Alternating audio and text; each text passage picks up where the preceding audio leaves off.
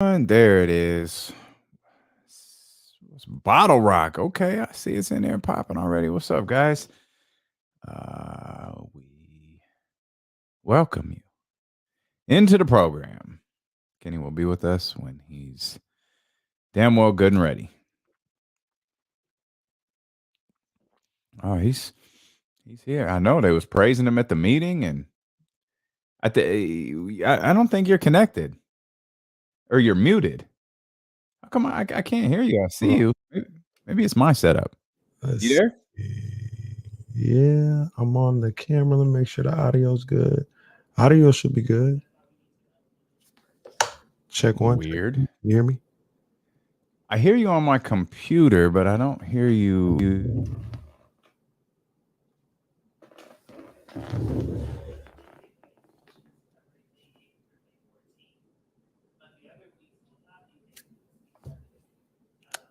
Let's see.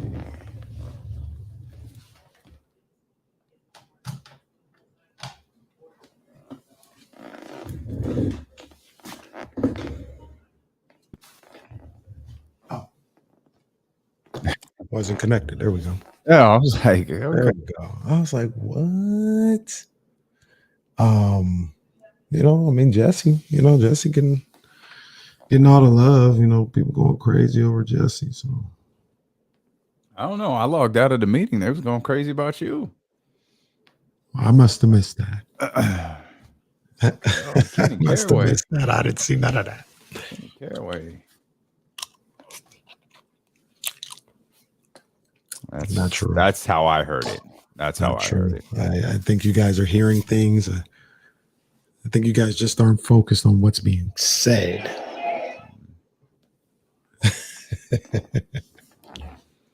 All I heard Acknowledge me. Sherilyn B. Moore back in the States. What's good?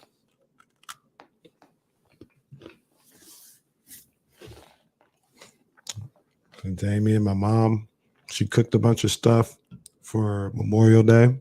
Mm-hmm. Had a little barbecue. Mm-hmm. And she sent home sodas, so you know what happens. Oh, you got to drink them. That's the rule. That's the rule. Will Z, what's happening, buddy? Schmuddy.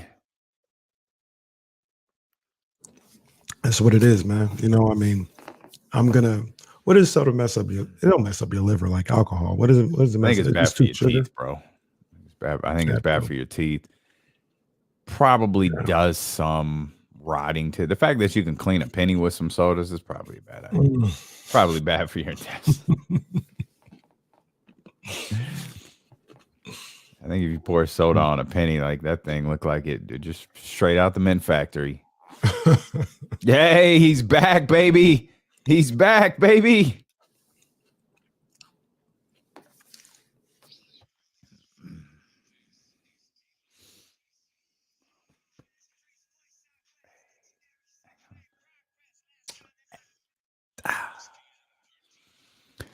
Hope you had a wonderful weekend, man. And we welcome you in here to the Tuesday, May 31st edition of Dealing with KC. I'm Damian Barley. Acknowledge me. He's Kenny Caraway. Yes, sir. Acknowledge me. We are so happy that you are here with us. NBA Finals getting underway in a couple of days. Not quite an epic Game 7, but certainly some fun storylines coming out of there. We saw an epic Game 6 performance from Jimmy Butler. We'll talk about all of those things that we missed over the course of the last couple of days as we gear up for the Boston Celtics and the Golden State Warriors beginning Thursday at the Chase Center. A whole lot happened in the Bay Area, even on the baseball diamond. We'll talk about that. The professor, Jason Jones, will be with us coming up in the final hour of the show. And, of course, we'll spend some time talking about the draft because there's a draft workout that seemed to have gotten some people excited. And I ain't talking about excited in Sacramento. And I need people to just settle down, man. Settle down. Is it Uchi Wally Wally? Is it one mic? Is a black girl lost a shorty? Oh, you for ice? I mean, come on, man. Hey, I know, like we're talking about Jaden Ivey. He might not be there. He might be Magic Johnson. I ain't gonna be here. Well, look. if he's not going to be there, it's got to be because my whole point is it's got to be because of what you've seen in Purdue. You can't fall in love with the workout? No, because y'all just told me a week and a half, 2 weeks ago that I don't care about no workout with nobody playing defense. 1-on-0, yeah. Why are you hating on the 1-on-0? I never was, but everybody else was. And now Ivy does a 1-on-0. Now, when you say when you say like people, like I'm just like, who are you talking about? People. Oh, just people. People. No specifics, just people. Like, oh my gosh, it looks like what is all that the voice? answers of those 3-point questions have been answered. It's 12:02. You already got that voice out with the big exhale at the end. Like, what is that big exhale? Did you see the way he was hitting the 3-ball? Okay. All the questions have been answered. Nobody talks like that. Nobody talks like that. I don't know why you fall into that voice. I'm not sure, but we'll talk about it. Looked phenomenal though. Like but see, that's no secret to me. Like I already knew he looked phenomenal before that. Like he's a phenomenal prospect. I got my ear to the street. We'll get to it. We'll get to it. You've heard so much about 1, 2, 3 that all of a sudden it's like that. It's like the broken glass hit and Stone Cold came through the door and he's ready to open up a can of whoop ass. That's what Jaden Ivey feels like right now. So we'll get into that. Obviously, first and foremost, man, we're excited. The NBA Finals are here. I'm confident the best two teams in the NBA are playing in this. Certainly, I don't think there's a drop of disappointment in either of these teams making the NBA Finals. Wouldn't call that a classic Game 7, but it certainly had a memorable finish with Boston kind of freezing up, trying to run the clock out, trying to stall things out. They couldn't hit a shot. They took themselves completely out of rhythm. Miami made that run, and it all came down to that Jimmy Butler 3 attempt. And shout out to the homie Mark Jones for stepping in on short notice to call that game with, I think, a dying Jeff Van Gundy and Mark Jackson as well. But blue game. I felt like those three really, particularly Mark and Jeff, I feel like they really kind of shaped the narrative of that shot from Jimmy Butler, because the response on social media was strong.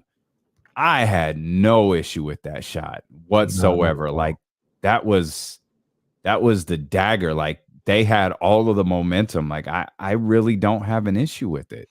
Well, and then I know nobody likes them, you know. I mean, I don't know if we're queuing the music up or not for this, but we talk about those guys shaping up the narrative. I mean, one guy gave the alternate kind of storyline to that shot. Mark.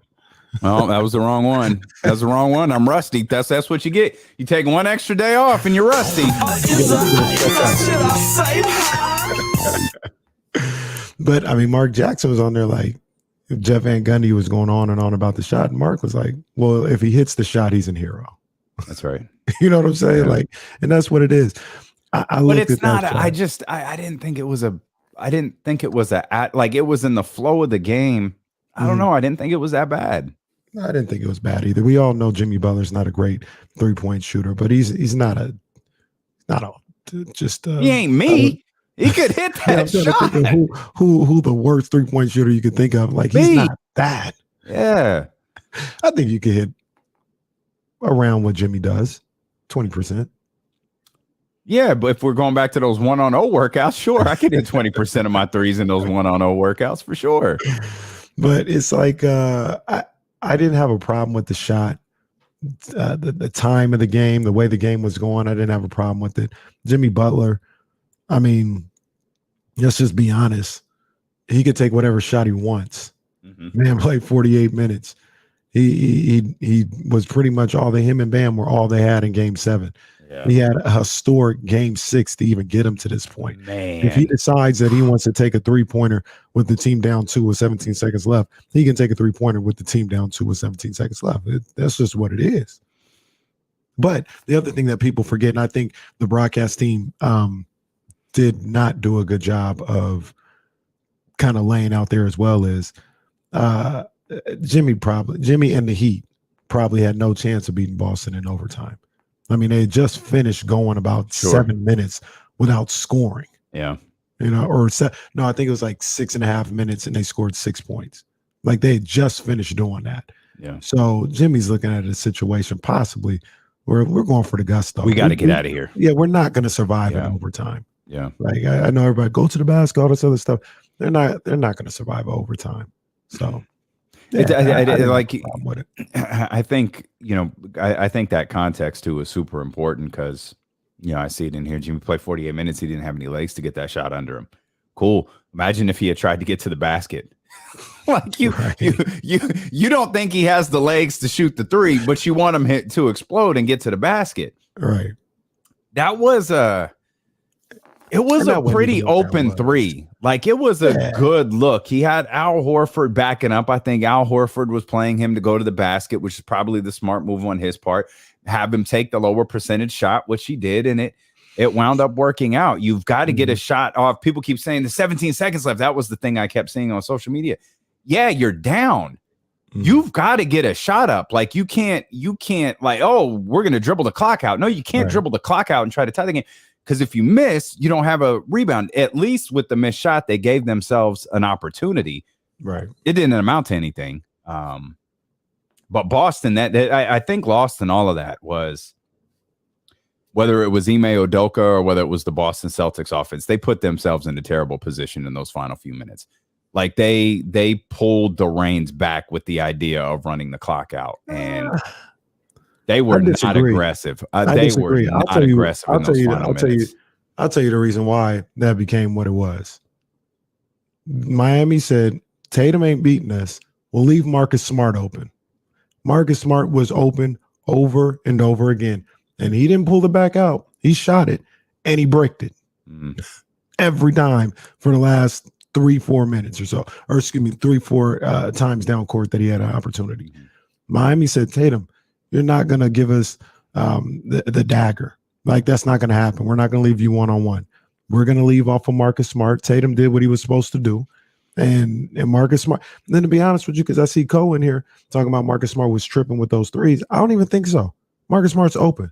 Make the shot. You send your team to the NBA Finals if you knock him down. I don't have a problem with him taking those shots. He just couldn't make them. He couldn't hit nothing. He was missing layups. He got stripped a couple of times. Like, he had a rough final few possessions. But when he needed to put the game away at the free throw line, Marcus Smart put the game away at the free throw line. There's a couple of things to take away from that Game 7 that I think you can carry over and pose some questions for, be it Game 1 or for this upcoming series against the Golden State Warriors. And we'll absolutely do all of that. They say defense wins championships. Well, here you go. The top 2 defenses in the league. What a just a phenomenal return for both of these teams. A phenomenal return for the Golden State Warriors in the sense of where they've been the last couple of years. Whether it was openly tanking, whether it was letting one injury turn into multiple rest, whatever it was. And then, of course, the disappointing play-in loss last year. To get back here to the NBA Finals, the way that they did with Steph getting hurt against the Boston Celtics, against Marcus Smart, and the birth of Jordan Poole happening in that game, and a Boston Celtics team that was like 2 games below 500 around Christmas time, that was competing for a play-in spot, that looked like a disaster, that was, sparking hot take debates over and over and over again about breaking up Tatum and Brown. Which one do you keep? What can you get for Brown? Can the Sacramento Kings acquire Jaylen Brown? Is Ime Udoka a flop? Did Brad Stevens make a mistake? Is the whole Celtics organization a disaster? What level of a disappointment is this young core of players that we thought was so good? here they are in the NBA Finals. Here they are. Here they are. Amazing in-season turnaround for them. And like you talked about, it feels like the two best teams in the game. Feels like they got it right. The NBA and the NBA gods and all this other stuff, they got it right, because this is going to be. I think this is going to be. Vince McMahon booked this one right. This is the WrestleMania main event right here. This works. I think we're in for a damn good NBA Finals. I can't wait. I can't wait to see it. Yeah, I can't wait either. I've got some questions. I can't lie, man. I want to go. I don't know. We might have to make a call or put in some credentials. I kind of want to be at one of these games. Yeah. Well, they'll let us go. I know it's Chase Center. Like, I ain't going to TD Garden for it, but I'd like to be there. I'd like to be at one of these games. I'm effectively against going to a Warriors playoff game. Well, like they got a job to do. The Sean Cunningham's, the Sarah Hodges, they go cover the Warriors. I live in Sacramento. Okay. We got a team here. I don't need to go piggyback off of their playoff run. Yeah. That's true. Kenny does have a ring from the Golden State Warriors. That is accurate. We'll come back. We'll talk more about this series. We mentioned the turnaround that the Celtics had. We'll give you the numbers as to how quick it was. Kenny wants to complain about a few players as well. We'll dive into Sacramento Kings talk. Also, so much more ahead. We're just getting started. We're with you for the next 4 hours on Twitch, YouTube, on Facebook Live, on the Odyssey app, and on Sacramento's #1 sports station, ESPN 1320. What day you thinking, Damian? Sunday? Yeah. Sunday be the move. Mm-hmm. I was thinking about getting together champagne and campaigning somewhere on Sunday. Oh, my. Oh, my. They said, rumor has it, the Sawyer has some McQueen ties. Oh. Yeah. Okay. Get up there to the bar area, to the pool, a little outlook, a little champagne and campaign. Is that cigar thing in Old Sac happening soon? Yeah, that's, I think, Father's Day weekend. I was going to say, I thought it was early June.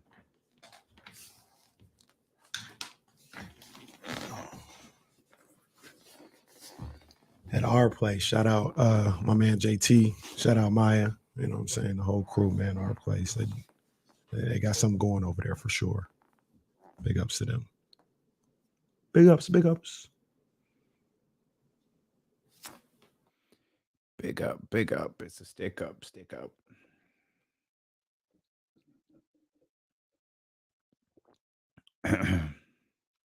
How was your weekend, man? Anything good. exciting happen? It wasn't as warm as I would have liked to down there, which is why I think I'm a little congested, because I took advantage of that balcony like it was 80 degrees outside, and it wasn't. It was like 67. But it was man, it was super nice, man. I love being down there. I love those Southern California beaches. I love being by the water. Tide was super high, man. It was come crashing into the house. It was crazy. Man. Both living right there. Both the most peaceful and terrifying thing in the world is the ocean, man. But it was good. For sure. It was chill, but it was good. There was this house on I think it was in Manhattan Beach. Or was it Redondo? I think it was Manhattan Beach. I used to always go by when I was down there, and it was like, how a lot of the houses on the beaches, they're like, how do I explain it? Like, they don't look that nice. Like, they're not that aesthetic. Don't mind me. They don't look that nice. Aesthetically. Like, what is he? I was trying to cookie all this other stuff. It's crazy, man. There's so many things that as far as like to have a talk show, there's so many things now that I have to worry about with the whole braces and all this other stuff. I don't even have them in right now. But anyway, they look like beach houses, right? Like, they don't look grand. Yeah. There was this house. It was phenomenal. It looked like a mansion. It looked like a mansion right on the boardwalk, on the beach. Like you walk by it all the time. At the time, we used to like look it up on Truly or something like that. I think it was like a $3.2 million house. This was probably 10 years ago. That's got to be like a $7 million house now. I wish I could find it. That house was fire. I'm like, who lives in there? And see, Drake bars. What you mean? How did you see me? Well, first of all, it wasn't a Gucci bag. It wasn't a Gucci bag. It wasn't a Gucci bag. Second of all, how did you not say hi? You're a legend in here. How did you not the say paparazzi hi? was out. Come on, Drake bars. Oh boy, at the Gucci duffel. It wasn't a Gucci. Oh snap! It was a Louis. But that's I'll tell you later. That's crazy. Oh, Drake bars. I'm sad you didn't say hi. Yeah, that flight home, like I was in the front. We was in the front. It was on and off. There wasn't that many people on that flight. I sat right in the front, got right the hell out of there. Damien, can I interest you in a bubble run? You ever done one of those? I don't know what that is.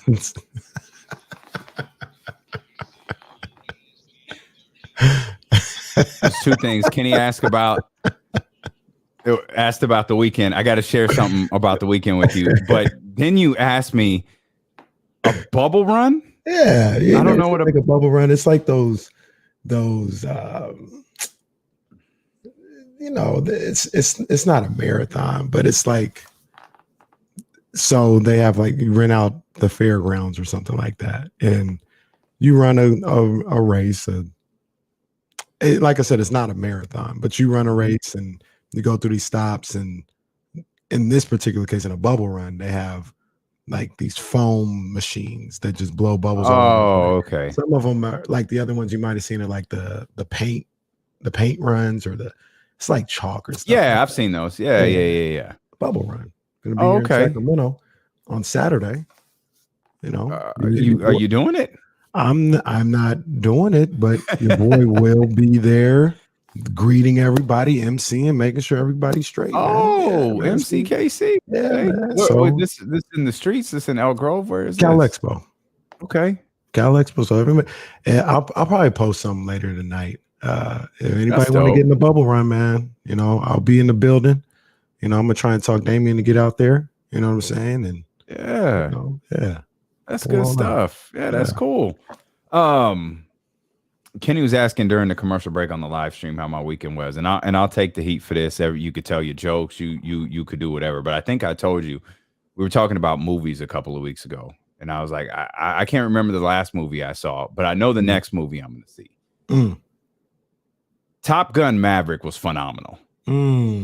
It was a fantastic movie.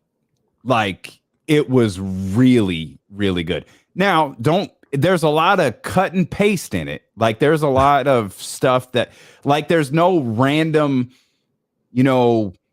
volleyball scene in it, but there's a football scene that captures the essence of the volleyball scene. Like, there's a nod to everything in the original movie in this one. But the story in this one, it's a really, really good movie. Like, really good. I enjoyed the absolute hell out of it. I went into it expecting Coming to America. That's what I expected. I expected a poorly constructed plot line with just parodies of the original. The elements of the original movie are absolutely there. Like, they're catering to the crowd who saw that movie in 1986 or whatever it was. Like a Cobra Kai situation. Less of a parody, but yes. Okay. Because like that's probably a good comp. The story in Cobra Kai is there, but they nod the original, stuff. It's a great, great movie. Like, when I was reading the Hollywood Reporter this morning and seeing how much money it made. I think it's one of Tom Cruise's biggest opening in his entire career. Wow. It's a great movie. Like, no joke. It's a great movie. Now, do you have to watch Top Gun Nope. to watch this one? No, because they tell the story in the movie. Like if it makes more sense. Like I don't want to say it makes more sense. You're just quicker to pick up on things if you've seen the original, but they tell the story of what's happening within this movie. You don't have to see the original. It's okay. And obviously, I ain't never seen the original Top Gun. I liked the ride when it was, I don't know if it's still at Great America, but that was my favorite ride. Never seen the original. I see my man Lawrence, aka Jay Ellis. Actually, his name is Jay Ellis, and it's aka Lawrence, but he's Lawrence. So we seen Lawrence in there. So you know what I'm saying? I was like, got a big role in it. Okay. Yeah, he's got a big role in the movie. Yeah. Yeah, it's good. It's absolutely worth it. I love the original. The original's like it's a 80s movie. Like I know what it is. Like I still love The Breakfast Club, or I still love Beat Street. Like I still love those movies, but I recognize when they were made and how movies were made back then. This is I loved it. I can't front. Like, I loved it. Good stuff. Yeah, I might see it. I might see it when it comes, to the streaming services and stuff like that. Check it out. Yeah, I don't think I'll ever see the original Top Gun. I might, but I don't know. I actually watched a little something. It wasn't The Office. Sorry. Of course it wasn't. I planned on it, but literally have 11 minutes left in the basketball episode that you just can't get through. It's fascinating. We're not even at the point of you getting through The Office anymore. We just want you to get through the basketball episode. You don't have 11 minutes in your day to get through that episode. And what makes it even worse is I watched the whole Braves and Diamondbacks game yesterday. Jesus, dude. You did it on purpose too. That's the crazy part. Like, you did it on purpose. That wasn't the plan. There ain't nothing going on tonight. Giants play an early game. I'm watching the rest of that episode tonight. Mark my liar, words. Dude. Mark my words. Quiz me tomorrow. You sound like my man who was talking about, was it Frank Mason on Twitter? Mark my words. The Kings backcourt of the future. Frank Mason. Quiz me tomorrow. I'm watching it. All right. But you know what I did watch, and I'm basically a season behind, is a season and a half, I guess. As I got back into Stranger Things. Okay, Jesse and I were talking about that before the show started. So I haven't started the new season yet, but I'm definitely excited to see it. I didn't finish 3. I still haven't finished 2. We're like halfway through. But solid show. Like it's a good show. I never people were like, "Oh my gosh, it's great." I was like, it's good. It's good. It's good, and I enjoy watching it. But they do a good job. Kids are getting a little old. Kids are getting a little old. Yeah. Speaking of, I finished Blackish. Oh my goodness, still haven't been able to start it. I finished Blackish, and they're Jack and Diane are picking colleges in the last episode. And it's like, this thing's gotta end. Like this we're gonna have Devontae going off to high school here in a minute. Like we don't need this. We got to put an end to this. That was such a great show, man. That was such a great show. I held the Waterworks in as that series came to an end. But I was between that and baseball and I mean, this is a preview. I'm not going to get into it right now, but at about 2:13 or so, there were people who were doing it on Twitter, but definitely acknowledge me. I laid it out. I even know what you're talking about. I laid it out. I saw Tank knock whole boy out, and then on the internet, I swear to you, I saw Rey Mysterio come in and hit the 619. My man fell into the ropes. He fell into the ropes like that. 619. And Rey Mysterio came in with a 619. Oh man, we'll talk about it at 2:13, maybe probably at 2:17 or so more so. But I've said it for the last year or so. This is this generation's Mike Tyson. Okay, Gervonta. You told me that. You told me that 2 years ago. Generation's Mike. Real quick, Jesse, what happened? Did you see the knockout?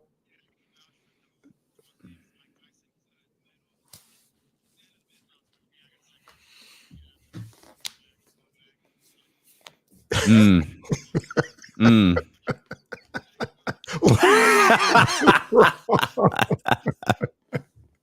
This you cannot. Now, what did I do wrong? What did I see wrong? Bro. He was in the tunnel and he asked his dad what happened. Oh no. That's not good. That's not good at all. This generation's Mike Tyson, Gervonta Davis. We'll talk about it, I saw social media explode after that. I was like, oh, I know my man's hype. And then I saw it. I was like, oh God. Oh no. And then I just started seeing the parodies of it. Oh, look at this angle. And I'm looking at this angle. Now I'm watching this poor brother get his soul taken from him. And I'm watching this thing. And then all of a sudden, Rey Mysterio came in. Booyaka, booyaka. They hit him with Martin when he faced Tommy Hitman Hearns. Oh, man. No good, bro. No good. They did old boy dirty. Man. We'll talk about it, though. 213, 217, around that time. Boston's turnaround this season should really be appreciated. They were lost offensively back in January, and they were 29th in the league defensively. Wow. Back in January. They finished first. And in January, real quick, January is not November. Yeah. You know what I'm saying? Like, that's like 3 months into the season. They say the season starts at Christmas. Okay, this was after the season started. Then like they were crazy, man. They were a mess. They were a head scratching. Like, this doesn't make sense. Like, why is this team in this shape with the amount of talent they have on it? And I've, Jesse and I were talking before the show. Obviously, Jesse is the authority on Boston Celtics information here. Jaylen Brown missed some time. It had a lot to do with, guys getting healthy, but I also don't think they were vibing with Ime Udoka to start the season. Ime's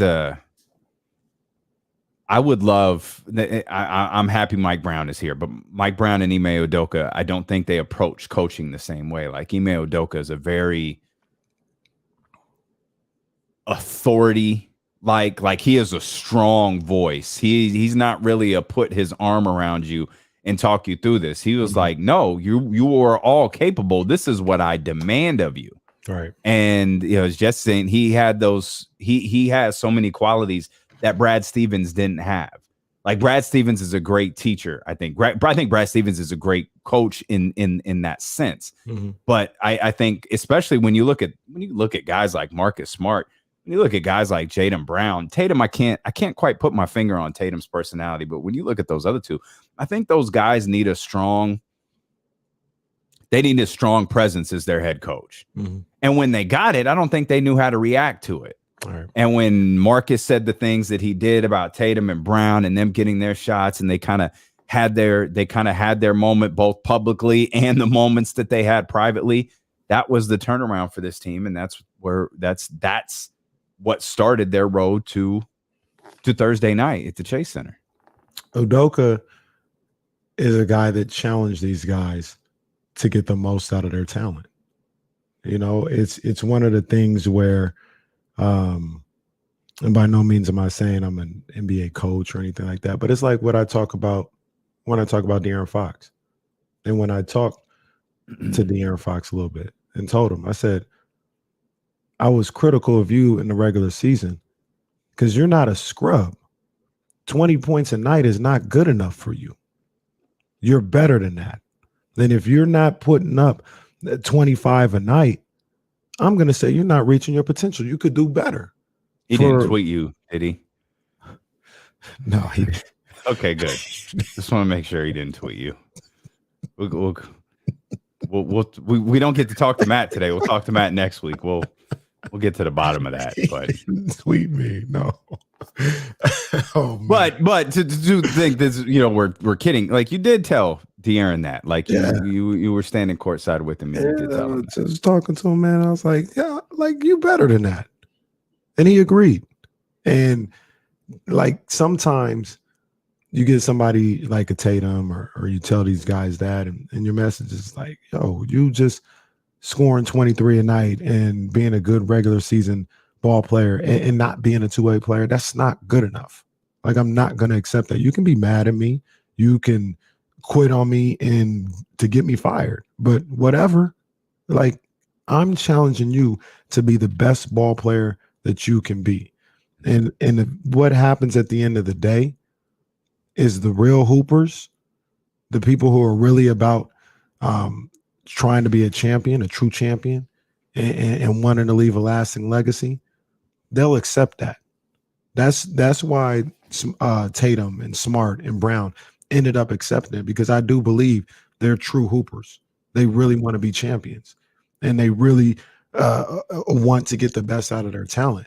And they were able to, like, get out of their feelings, or, you know, get away from how the message was being presented to them, and said, hey, we want to win. We want to be winners. And they were able to take that to the side, listen to what he was saying, saw that it worked, and then they trusted him a little bit more. But there needs to be more of that in sports. There needs to be more of that from coaches. Like, I'm not going to just trash you. Like, it's not about trashing you to build you up. It's not about that, but it's going to be some real talk. You may not like what I have to say, but trust that it's coming from a genuine place, and it's coming from a place, most importantly, that I believe in you. I believe there's more to your game than what you're showing. And it worked in Boston in a major way. I think these Celtics have a lot of the, like, toughness characteristics that we praise the Miami Heat for. You know, the Heat culture and their toughness and their attention to detail. I think they have a lot of those same qualities, you know, even down to the coach. Mm-hmm. I just think they're more talented than Miami is. Yeah. And, you know, guys like I've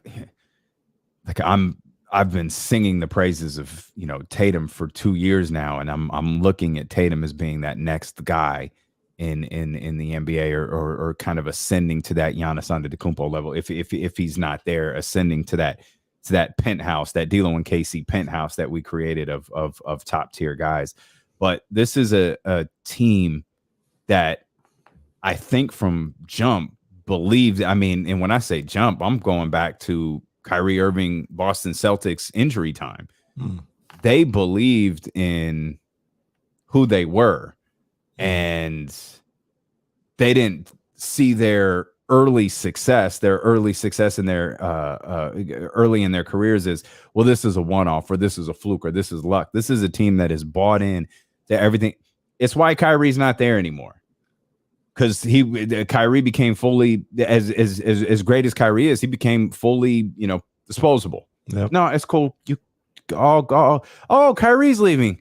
Shoot. Okay. It's why they've been able to, you know, I'm old enough to remember when Gordon Hayward was their big free agency sign. Man. Gordon Hayward leaving Utah, going to Boston was a huge deal.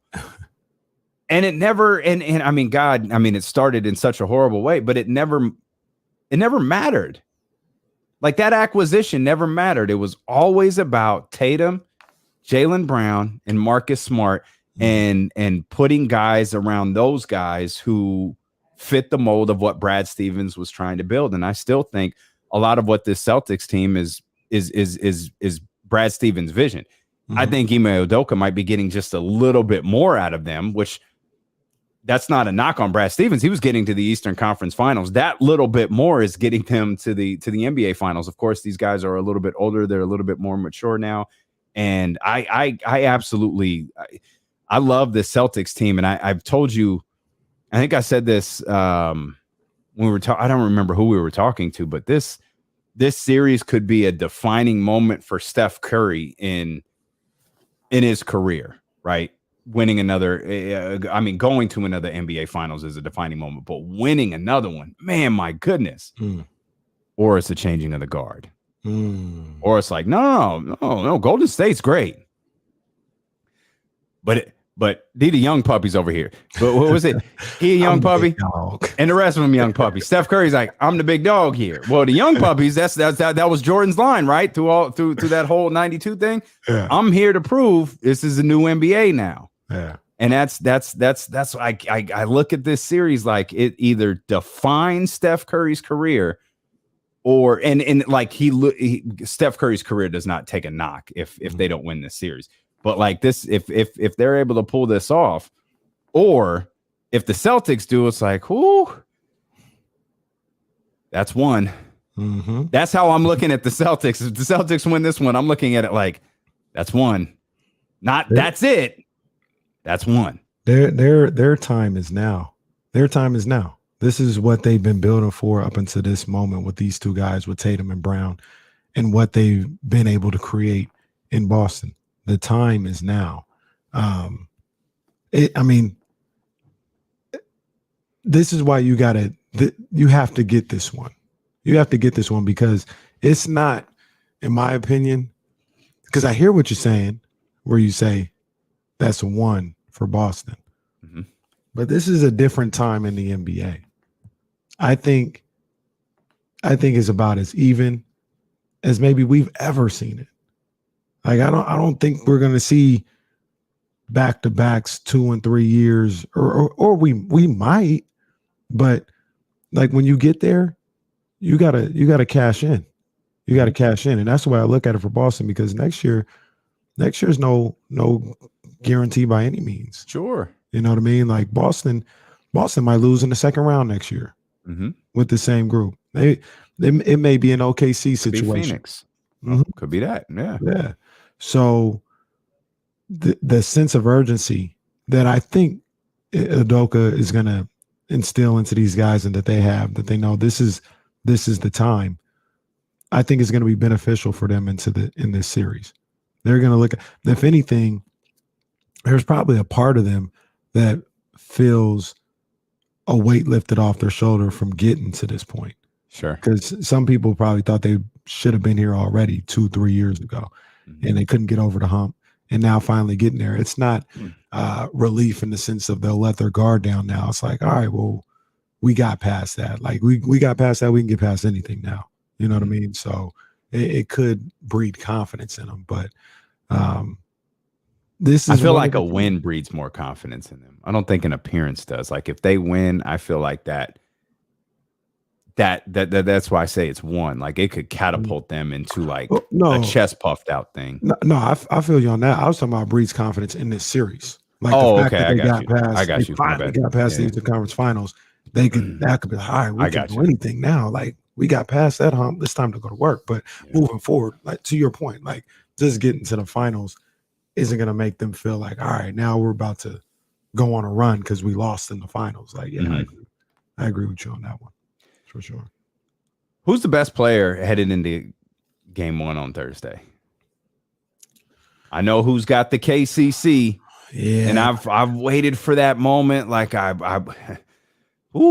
title defense, by the way, a title defense. I mean, that was a hell of a battle, Jimmy.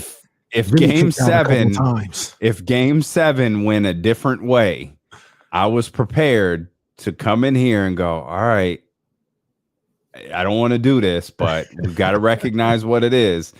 And I was thinking the moment of Jimmy having my title was right there, but I haven't been.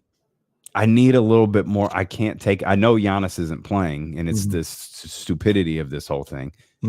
I can't give it to Tatum yet. He's right. Like it's the Undertaker versus Shawn Michaels at WrestleMania 25. Like it's near fall after near fall after near fall. It's right there. I just can't do it. If you had any reservations, and I'm not gonna lie, he's got the strap, so I wasn't gonna take it off of him, for winning. But if there were any reservations, it was what happened in game 6 when I think he had 2 fourth quarter field goal attempts. Yeah. Now, part of that was Tatum's going to play the right way. They doubling him. He's going to find the open guy. He's going to kick it to Marcus Smart. He's going to kick it to Al Horford. And they're going to have a wide open look. We saw that in game 7. But I was like, oh, man, I need Tatum to take over. But some of it was also kind of like what I talked about with Durant in the series against Boston, where they would give the ball to Durant at the top of the key behind the 3-point line. And you had a guy guarding him, and you had the other 4 guys just staring at him, waiting to help. Like, that's not That's not going to help anything. That's not going to get him a look. That's going to make it easier. Find different ways to get him looks, pin downs, whatever the case may be. They didn't do that. But the 2 shots in game 7, the sidestep 3 that he hit with the shot clock running down. And then, oh my goodness, I popped. I fell out of my chair. I walked around my kitchen after that shot with the shot clock running down on the inbounds pass. When I just knew he was going over his left shoulder for the fadeaway right, Jimmy knew the same thing. And sure enough, he gives this just a slight little, it was barely a shimmy, but he leaned this way to get Jimmy going that way, comes back to his right or over his right shoulder. I said, this boy got it. That's the one that made me feel, oh, okay, the strap is in good hands. This is where it should be, Jason Tatum. So I looked at him not shooting. There's a difference between reluctant to shoot and just doing the right basketball thing. Basketball, LeBron always gets criticized for or used to back in the day. I thought that's a lot of what Tatum was doing. He was seeing the double team. He was getting it to his guys. They just weren't hitting shots sometimes. And I think as enticing as Game 6 was for Jimmy Butler and everything Jimmy did in Game 7 as well, the guy who could really take the strap off Tatum or Giannis Antetokounmpo is that dude in the Golden State Warriors jersey. We'll talk about that. We'll talk about Steph versus Tatum, and we'll dive into the workout heard around the world. Jaden Ivey CAA Pro Day. We'll talk a little bit about that and the things we've read and seen since then when D'Lo and Casey continue here on Sacramento's #1 sports station, ESPN 1320. I'm going to hit this fan real quick. Yep. What am I watching? These women boxing, and this one young lady does not need to be in the ring.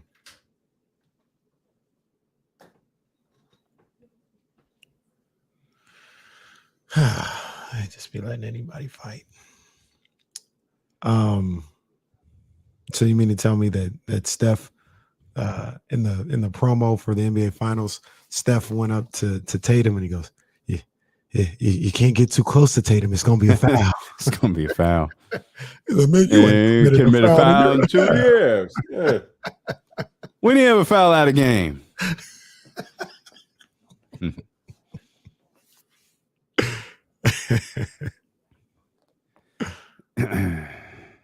You know, I don't think so, but that does pose an interesting question to me. Is Andrew Wiggins the 3rd best player in this series? It's all circumstantial. Yeah, like I don't think so, but man, we might be leaving the series going, no, Andrew Wiggins is the 3rd best player in this series. Let's see, and then you're right. You're right. Because this is where it goes. Like, and this is how I try to think of the best player. If Wiggins was in Jimmy Butler's situation, could he carry the heat? Absolutely not. If Tatum was in Butler's situation, yes, he could. Would he win? I don't know. But yeah, he could. Steph Curry, absolutely he could. Wiggins is balling right now in part because there's just no pressure on him. He's just like, just play defense and get the scraps when you can. And he's flourishing in that. But I can't put him ahead of Jalen because of that. I'm not sure I could put him ahead of Clay. Okay.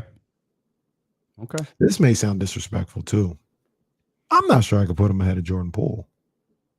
That's fair. You're actually bringing up another question I have a bit about this series. And the crazy thing about that is Clay did not play that well in the conference finals until the clincher. Then he went crazy. It'll be fascinating to see Boston's defensive approach to Golden State. Trying to think of what they might do here. Smart on Curry. Tatum. Yeah. Tatum on Wiggins. Yeah. Brown on Clay. Horford and Draymond have been waiting So 6 years for this matchup. Tatum on Wiggins. Wiggins will guard Tatum too. Mm-hmm. I think so. I think so. And then Rob Williams and Looney. Did you listen to we should probably bring this up on the air. I caught it. Because the Colin Cowherd show actually airs at 9. And I guess Draymond was on it. And someone tagged KD in something, and that started like making the rounds because KD responded to it. If I can find that. Oh, it's live, pal. At 9:00. Yeah, it's live. It's live. Tune in and get 3-hour-old sports news. And the Drew League going to Adidas. Yuck.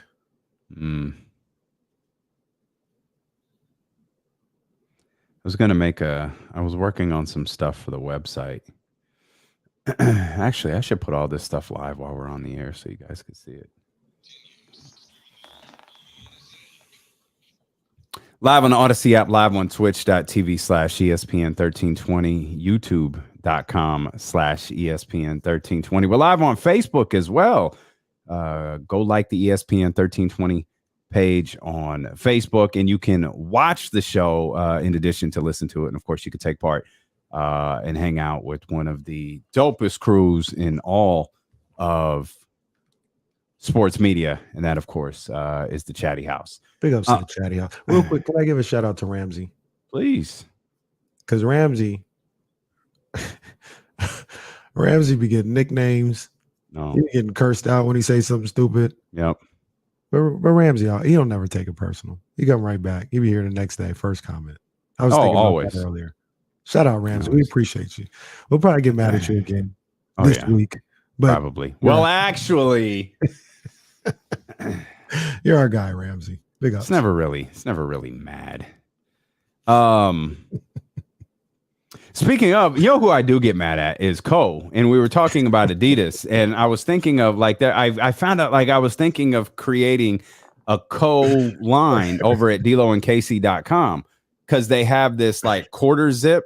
That's an Adidas quarter zip, and you could put the little logo on the side. And I figure if we put this on the website, Cole would be the only one that buys it because it's got like the Adidas logo over here. I ain't wearing it. Like I ain't gonna have it on. I'm gonna be like the Michael Jordan at the Olympic medal stand.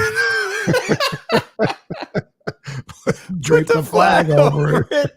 I thought, man, we could create this little Cole quarter zip right here. This little Cole quarter zip. Like I'm with it.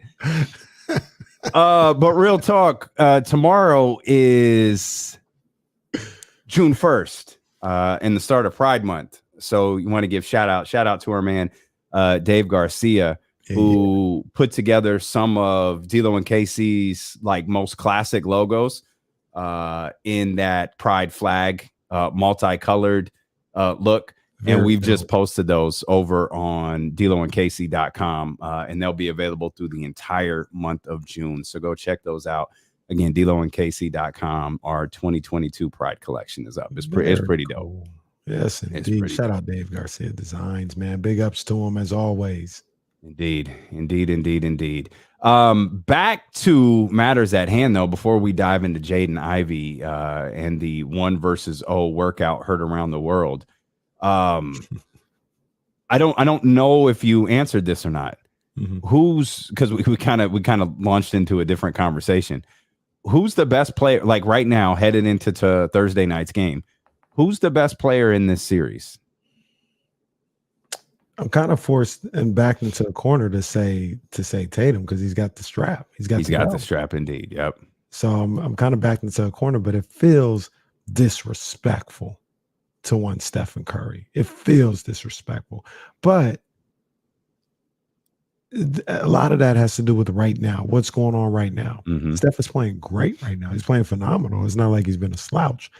I just feel like Draymond, or not Draymond, because Sacktown Tony put Draymond Green in here.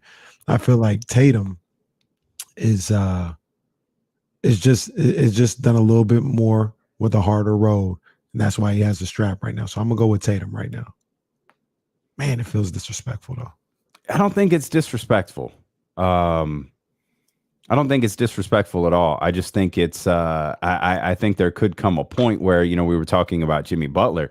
Man, I think there could come a point in this series where it's the old acknowledge me bit. And it's like, all right, Steph, that's a friendly reminder for all of us. Steph is still that guy.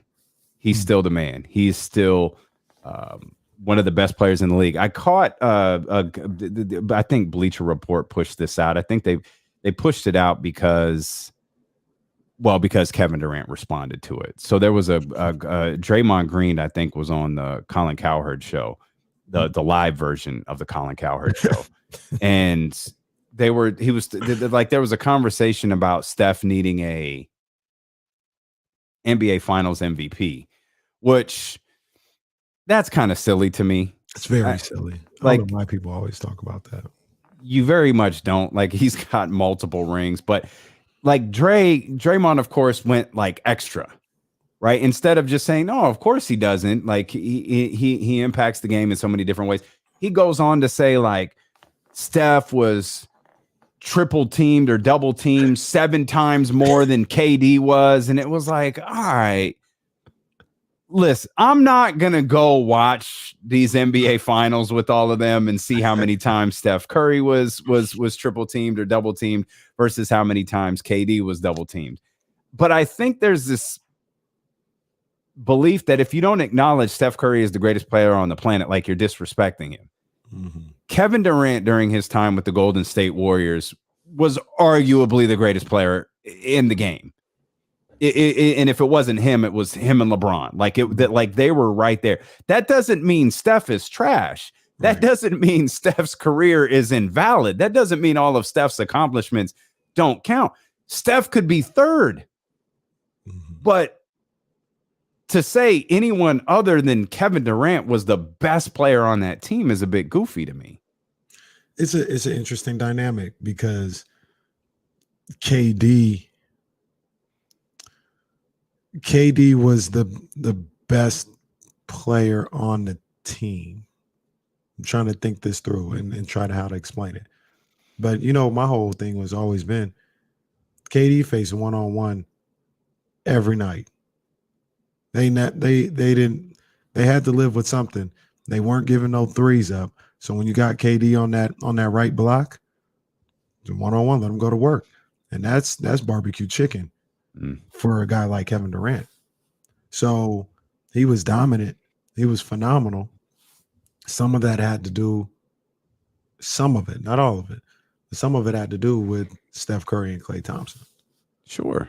Because we saw, we've seen what he can do in Brooklyn with, not the same type of cast. He's been great. He's had great moments. That Milwaukee series, some of the things he did in that series was phenomenal, in the series last year. But we've seen him in this series when there wasn't guys that could spread the floor and a team like Boston could key in on him and have help every which way.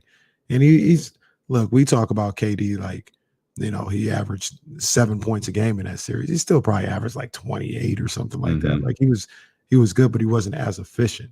Then it wasn't as dominant without Steph Curry and Klay Thompson. So he was in his prime. It was pre-Achilles. He obviously was just unbelievably talented. But yeah, a lot of it had to do, some of it had to do with Steph Curry being there, Steph Curry and Klay Thompson. Yeah, and I don't mean to frame it as it didn't. But I also don't think that saying Kevin Durant was really important to that team is a slight to Steph Curry. Not at all. And while Draymond's not going to say this, let's be honest. We all know what he's talking about. He's talking about Andre Iguodala.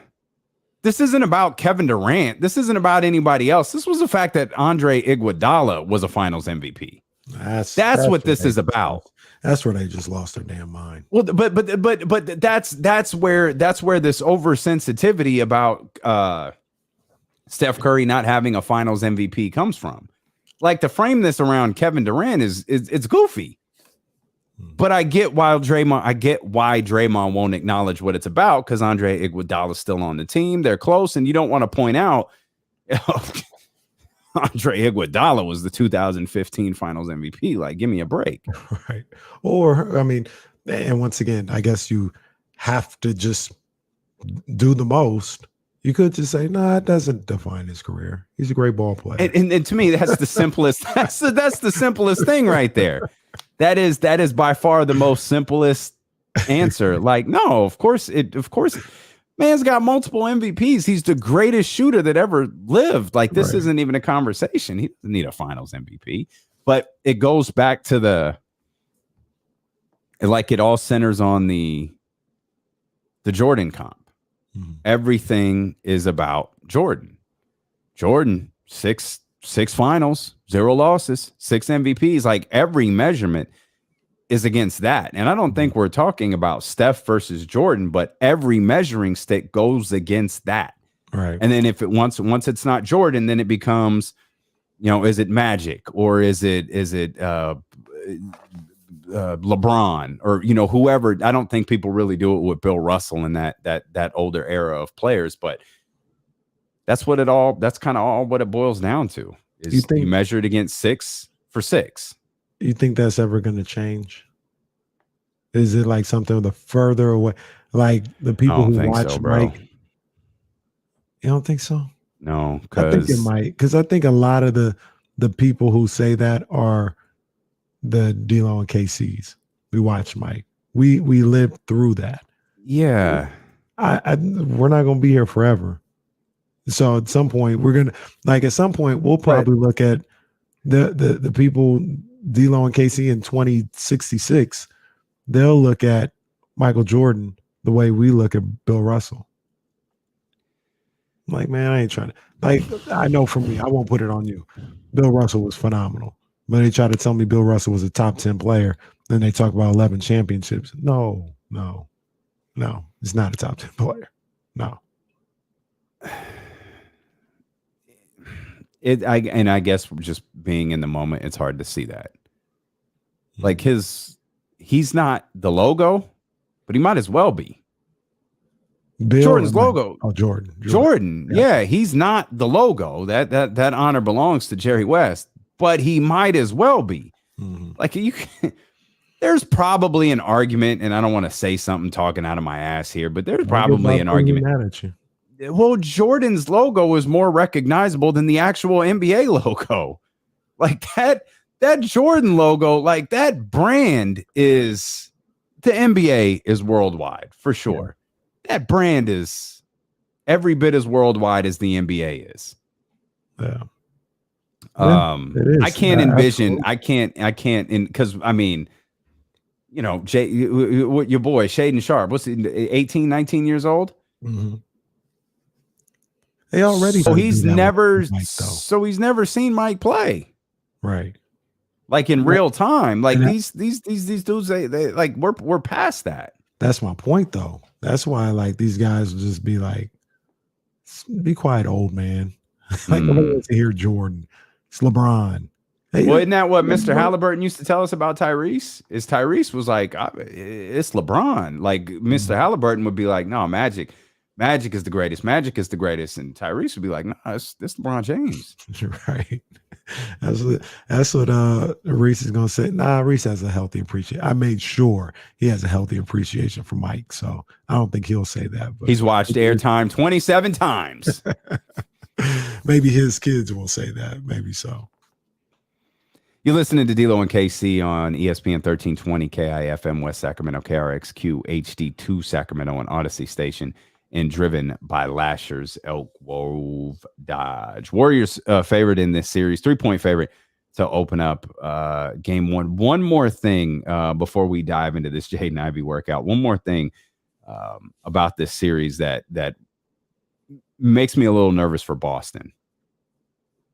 When that game mattered the most, that game 7, when their season was on the line, they cut the rotation. Ime Udoka cut that rotation down to 7. Peyton Pritchard played like 2 minutes in that game. Like he was not someone who had factored in. And you said something a second ago where we were talking about, the best players, whether it's Tatum or Curry or Tatum. And then you start getting into, the more fascinating discussion is like, who's after that? Is it Jalen? Could it be Andrew Wiggins? Is it Jordan Poole? Where does Klay Thompson factor into this? Does he bounce back after a sketchy conference finals?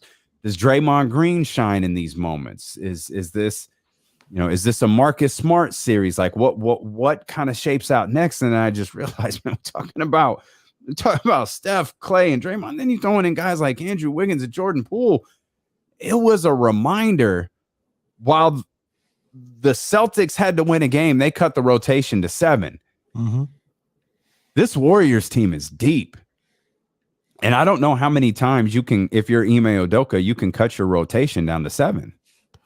You can do it 7 more times if need be.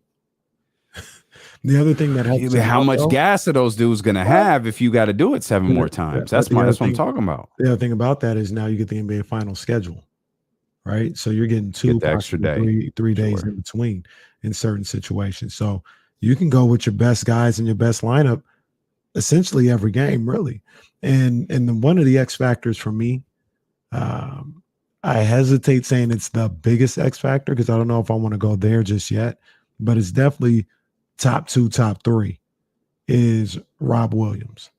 If Rob Williams can stay healthy and he can be who I think he can be and who he's shown himself to be, I think Boston wins this series. Now, he wasn't, Jesse, help me out. He didn't play back-to-back games until 6 and 7, correct? Or I think he might have played 5 because they beat him up. So he might have played 5. So, but even then, the point being, like, he can't go every other day and play back-to-back games with that knee. But if he's got an extra day of rest, he may be able to play every game. And that's the X factor to me. Because game 7, he didn't look right. Like, I know he didn't play well. Some people try to say like the moment was too big. I don't think so. I saw him running in one of the first possessions of the game. And he was dragging that knee like he was Willis Reed. I was like, oh no, man, he's just trying to give him anything he got right now. So he can't go every other day. But now having that extra day, sometimes extra 2 days, I think that's going to benefit him a lot. And that's going to be a big deal in the series, if you ask me. The ultimate X factor, Rob Williams. Yeah, I think he could swing a couple of games with what he can do inside against a team in Golden State who struggled from time to time. Is this Rob Williams? Is this Rob Williams versus Draymond Green? It's going to be Rob Williams versus Looney. And then maybe late in games, it'll be Rob versus Draymond Green. But the Looney's played so well in some of these games. They've closed out with Looney. In the closeout game for Memphis, Looney was dominating and they kept him out there. Closeout game against Dallas, he was dominating on the boards inside.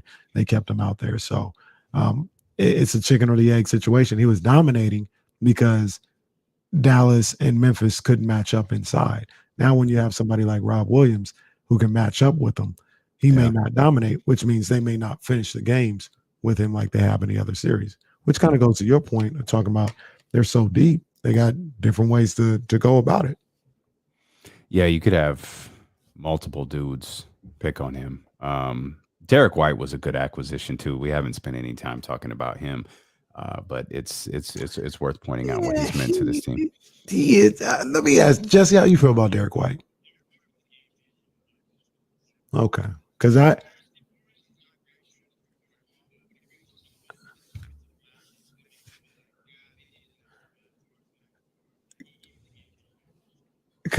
watch Derek White, and I feel like the Warriors might run him off the court. Like, he might not be able to play. because they'll just keep. Oh, that's going to be a problem. They're just going to keep leaving. If he can't play, that's a problem. He will play and he'll get minutes, but there's going to be times like they'll just leave him open, and they'll be like, "All right, we're going to win or lose with Derek White," and it may force Boston, if the other guys aren't hitting shots, it may force them to go with Pritchard, because you need somebody that's going to make them pay if they're double teaming Tatum and Brown. So he's a better shooter, but you're going to lose something on the defensive end. So do you just sacrifice? Do you hope that with more and more shot opportunities, Derek White will feel comfortable and start hitting shots, and you keep his defense out there? Or do you say, I need somebody who's going to make him pay, and you go with Pritchard? I don't know. I mean, it's probably going to be a game-to-game situation, but I'm not sure. I got to be honest. I think the way that they play, I don't think they go with Pritchard. They might not. I mean, because like we obviously marvel at Steph and Jordan Poole and what they do offensively. Jesse, correct me if I'm wrong. I'm pretty sure this is 1 and 2 in terms of the top defenses in the league. Mm-hmm. Like Golden State can get it done defensively also. We marvel at what they do offensively, but they can get the job done defensively. I don't know that putting Peyton Pritchard out there is the best look. I don't know. I agree. Mm-hmm.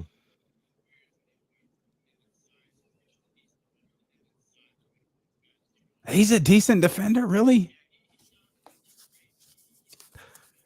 He understands how to play team defense. Like you put him on an island, it might be, depending on who it is, it might be a shaky situation, but he understands how to play team defense. So he'll be good in that aspect, but I don't know. Warriors might find him. Like if he's messed up on Jordan Poole, a couple of times, I don't know. Jordan Poole might be a little too saucy for him. Oh, that's tough. The thought of that matchup is tough. Jordan Poole versus Peyton Pritchard. Oh, I don't know about that.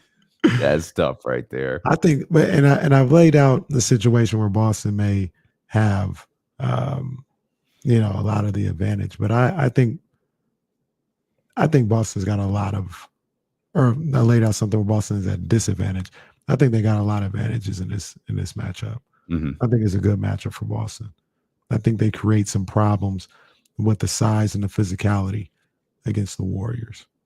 And it's going to be very important for Boston to get one of these two. If they get one of these two, they're in the driver's seat. I'm not, just saying. I think that's, if they can figure out a way to get one of these two, I think they'll be in the driver's seat for the whole series.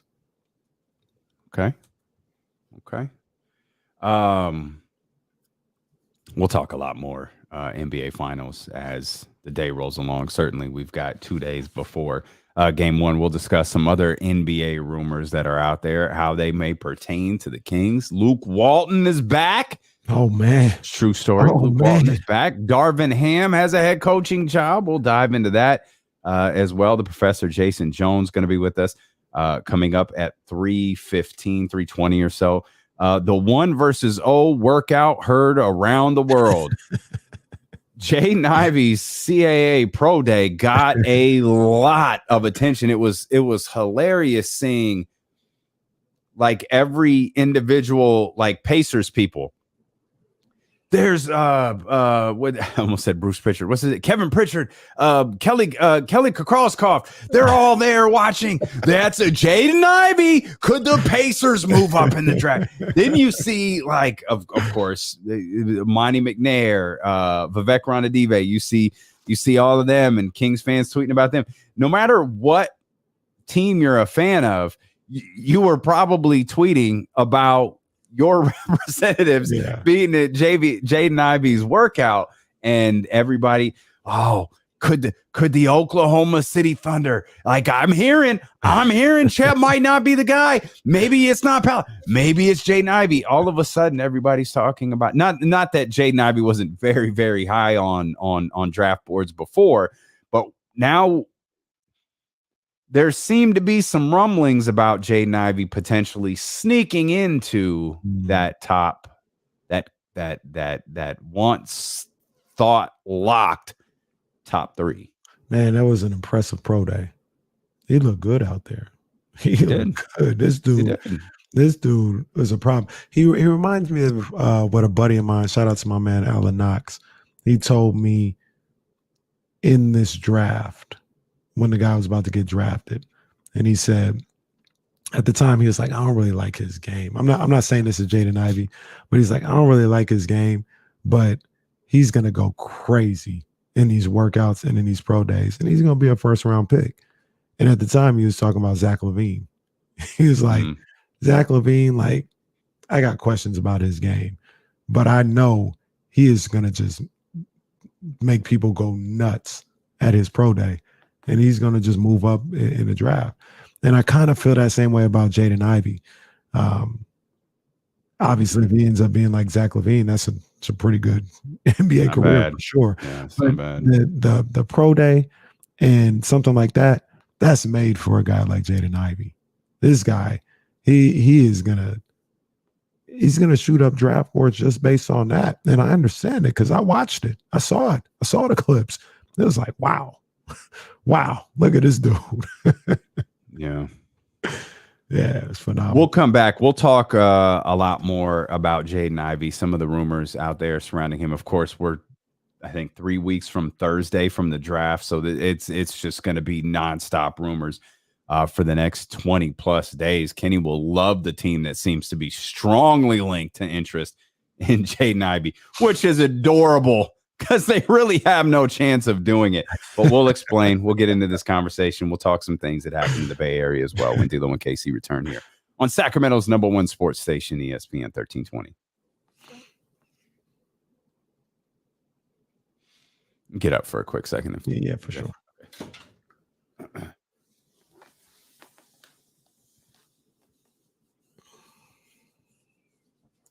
think so too. I think it's gonna be one of those things where, like, you ever see those series? It's probably most of the series too, but like every team that wins the rebounding battle in a game, that's like if you win the rebounding battle in a game, you win the game. Like I feel like that's how this is gonna play out.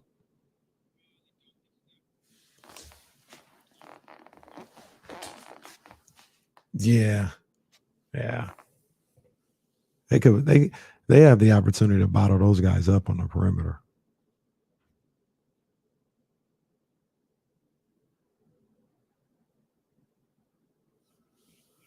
Oh my. I mean, are we going live with this? Can I tell the streets?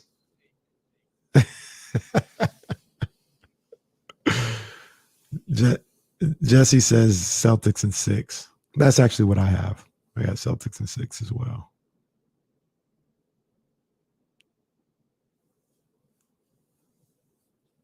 I'm watching this video of this young lady in high school. What's her? I think her name is like Jada Williams. I wonder how good she is. Because she's like kind of like a YouTube women's basketball sensation. But a lot of videos that I've seen, she's not really playing against anybody. She's not really tall and not, like, she's kind of small. She's like really skilled, but I wonder how good she really is. Who's this? Jada Williams. You ever heard of her? Yeah. She's a young high school girls basketball. She's like a YouTube sensation, though. That's what I'm saying. I don't know how good she really is. She's skilled for sure, but I don't know if she's like Paige or something like that.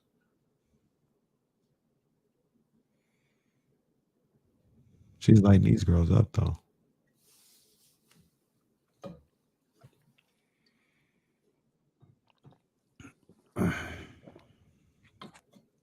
Aaron Donald may have played his last NFL game.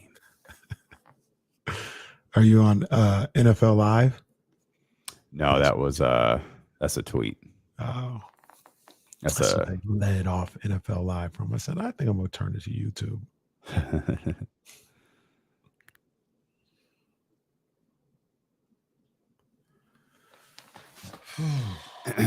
It's funny, Let me click more news because let's see, 1, 2, 3, 4, 5, 6. Boy, this is interesting. This Jaden Ivey stuff is super interesting. John, no, I think you might be talking about Reno. Everybody was in Reno this weekend. And they played, they won. I didn't get a chance to go because Reese had baseball stuff. But yeah, man, they took home the championship. Shout out to TBA, the Ball Academy, 10U taking home the championship. 11U was out there too. I think they lost in the championship game, but TBA was well represented out there in Reno. Next up, I think we're going to LA, but next up will be Vegas as well at the end of July. Those tournaments are so much fun. Year round?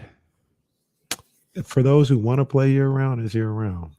A lot of the kids end up playing multiple sports, so the tournaments aren't as large like during football and baseball season, but in the summer, yeah, they get after it. They get after it. D'Lo with KC brought to you by McQueen and the Violet Fog, the smoothest gin in the world, handcrafted in Brazil. You want to be a part of the show, many ways you could do it. You could jump in the chatty house here, twitch.tv/ESPN 1320, youtube.com/ESPN 1320. We're on Facebook Live as well for those that still use Facebook. And of course, you can check us out on the Odyssey app and 1320 a.m. Point being, you never have to miss a second of D'Lo and KC. And why would you want to? Moving forward, as we get closer and closer to the NBA draft, we're going to be talking about potential fits for your Sacramento Kings, as is a large portion of the National Basketball Association talking about how Jaden Ivey is going to fit with their team. You pull up Jaden Ivey in Google right now and you see articles about how Indiana's really interested in him. Great. You're going to have to trade up. The New York Knicks have strong interest in Jaden Ivey. That's freaking adorable because they're at like 11. But then you see teams like the Thunder. Then you see teams like the Rockets. And you can find Jaden Ivey linked to a lot of different teams in the NBA draft lottery coming out of the hotness right now, man. He is. He's hot. Everybody wants to be connected to Jaden Ivey. The question is, who's going to actually pull the trigger and make either a trade or one of those top 3 teams step away from what was projected and take Jaden Ivey? So that's fascinating. The way you phrase that is really interesting because you phrased it as a top 3 team. So I assume you did that with the thought of you'd have to get above the Kings to be able to, certify your shot at Jaden Ivey. Spoiler alert, yes. And then it becomes which one falls back, which one of the 3 that we thought were locks at 1, 2, and 3 falls back and is there for the Sacramento Kings, and how high is Jaden Ivey on Monty McNair's draft board? Because does a sense of panic if he finds out there's a draft day trade between the Pacers and the Rockets? How much panic does that set in for Monty McNair? Is it a win-win situation where it's like, all right, we didn't get Jaden Ivey, but that means Paolo Banchero fell to us. That means Chet Holmgren fell to us. Again, this is going to go on for the next 20 some odd days, leading all the way up until the NBA draft, as these workouts continue to get conducted. These videos continue to get put out there on social media, and agents continue to do their job, man. There's these names, these Jaden Ivey, Shaedon Sharpe, Chet Holmgren, Jabari Smith. You're going to see every time one of them does a workout. You're going to see, exactly what you're seeing here with Jaden Ivey. Yeah, man. And that workout on Saturday seemed to reinvigorate a lot of people with Jaden Ivey. There was already some murmurings about, Jaden moving up and people feeling good about him, but they got an opportunity to see him up close and personal and see him in that setting. And And I was like, oh, he in the last 24 hours, I don't want to say the new hotness, but he's like, yo, we gotta. No, I think that's move true. up and get Jaden. Yeah, you got to. You just have to. And I find that hilarious, to be honest with you. I don't. And the only reason I say that is, once again, ask the question before: is it Uchi Wally Wally or is it one Mike? I'm not Is sure. a black girl lost or shorty owe you fives? I don't know. I like them both. I don't know. Because when Shaden Sharp was doing his workout, it was, oh, well, you can't really take anything from a workout against people that aren't playing defense, and it's geared up to make you look great. I'm not taking anything from that. Now we see it with Jaden Ivey. Yeah, it's like, yo, did you see what he did? Oh, the voice is back. Oh, good. He just hit 8 straight 3-pointers. I think the questions about his 3-baller, they should be gone now. He's answered them all because he hit 8 straight threes. Yeah. It's the big exhale at the that's what makes me laugh. Yeah, I guess people pick and choose when this stuff matters. Maybe with Jaden, it's a combination of you have game film to go along with this workout. Truthfully, I don't know. These workouts are designed. It was the CAA Pro Day, CAA Creative Arts Agency.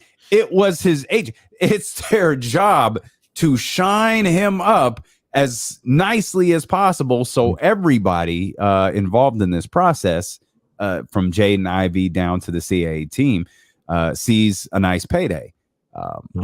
But I think the most intriguing part, at least right now, is, you have the references to the Rockets in Oklahoma City. Obviously, those have massive ramifications. But to see teams like the Pacers and the New York Knicks, who can only acquire him by moving up, it's okay. Either you're moving up into those top 3, or you're getting Monty McNair on the phone, right? Because it's not like Jaden's gonna fall super far. He's, probably at worst a top. He's top 5 pick. Sure. Yeah, at worst he's top 5. Yeah, he's not getting past 5 by no means. And the Pacers are not 5. No, the Knicks are 11. Pacers are 6. Poor Knicks. Poor Tink Tink trying to get in the play. Yeah, good luck. If the Knicks called and said, what would be a fair comparison? If they said Randall and 11 for 4. Randall and 11 for 4. I almost wanted to throw RJ Barrett in there because I feel like might be what it would take. But nah, let's just keep it realistic. And Randall 11 for 4. That's tempting. Oh man. That is tempting. Oh man. Randall and 11 for 4. That is tempting. Right now, I don't think I do. I don't think I do it either. I don't think I do it, but man, I like Julius Randle. I just feel like there's something there. Like, I feel like I don't know, man. Like, I like Randall. I like Randall a lot more than I think virtually every Kings fan listening to this likes Julius Randle. Right. But there's something about that just makes me uneasy. I agree. I understand. Feel the same way. And I've been campaigning for Randall. Randall, 11, and Cam Reddish. Like, come on. What are we doing? Let's do it. Oh, yeah, I do that. You throw in Cam Reddish. Yeah, let's make a deal. Let's make a deal. You probably have to send back some salary, so you probably throw back Rashawn Holmes. Okay. I don't think I like this. I don't like this one. I don't want to say I've soured on Randall. I haven't soured on him. I know how you feel though. It's just not for the 4. Like this feels like this feels like a prized possession right now. This 4 like feels like a. This is what me and James were talking about on Friday. while we were working hard and you were champagning and campaigning, up and down the California coast. I was, yeah. We were grinding away. Sorry to hear that. Yeah. So I'm really sorry to hear that. we talked definitely about not enjoying my time while you guys were grinding away. We were talking about how this move up 3 spots. Mm-hmm. It's changed everything, it feels like, for the Kings. There are so many more doors and options open for this team having a 4th pick, with the pick itself being able to move up, people wanting to trade with them, and you may be getting, established NBA players to go along with the group that you have, plus still adding maybe a later draft pick. You got so many options right now if you're the Kings from just moving up 3 spots. Mm-hmm. You don't have, I don't think you have half of these options if you're at 7. 4, the world is your oyster. Oh, I don't like oysters. But I know the saying. Yeah, and that world, I think that world is a little bit bigger than Julius Randle is now. So I don't know that that's the that's the trade there. Is it though? Julius Randle, because I feel the same way as you do. I was campaigning for Julius Randle in the middle of the season to keep your eye on it and all this other stuff. And there is a sense of something gives me pause with Julius. Yeah. I understand it. Mm-hmm. When we're talking about an all-star power forward, we're talking about a guy who I think if Julius Randle is your best player, that could be a struggle. But if he's your 2nd or 3rd best player, man, you're cooking. You're cooking. Now, I think this is why we both sour on Julius Randle a little bit, because if he's your 2nd or 3rd best player, you're cooking as a team. Are we confident that Julius Randle will see himself as the 2nd or 3rd best player on the Sacramento Kings? Well, and how does Julius fit alongside, because it was one thing to talk about how Julius fits with De'Aaron Fox and Tyrese Halliburton. How does Julius fit alongside Domantas Sabonis? Me personally, I think he fits perfectly. I think he fits great with Sabonis as a stretch 4. Maybe defensively, you got some issues because you don't have as much rim protection. But when we say so let's define something here. What does a stretch 4 mean? Because for Julius, it has to be as simple as getting outside of the restricted area, getting outside of the paint. It can't be stretching out to 3, because he's a 30% 3-point shooter. Yeah. I mean, I think that's where the numbers are. I know he's a 20-point. He's essentially 20 and 10. So I don't want to turn my nose up at that. I think he's more of a capable 3-point shooter, and I believe that. I believe that. I believe that he's somebody that you pair up on the offensive end with Sabonis, and he'll get those looks, the wide open catch and shoot looks that I think he can be better at. I think he's somebody that in the right offense, he'll cut to the basket and give those opportunities for Sabonis to feed him and things of that nature. I think pick and pop type guy, even if it's not necessarily a 3, but it's enough where he can be 20 feet from the basket on a pick and pop with De'Aaron or Davion and be a threat and keep the paint clean in that situation. You're not going to just, even if it's not a 3, you're not going to just leave Julius Randle open 19 feet away, catch and shoot. He's going to knock that down. Mm-hmm. So that's what I think of when I think of stretch 4. And I want to make sure we're fair to Julius Randle too. He's a 20-point per game, roughly. You could average it out and it'd be a little over 20 the last 4 seasons. I mean, he's basically a 20 and 10 guy the last 4 seasons. Right. Before that, you've got some 16. His time in Los Angeles, we all kind of know what that was. But since then, he's a 20 and 10 guy.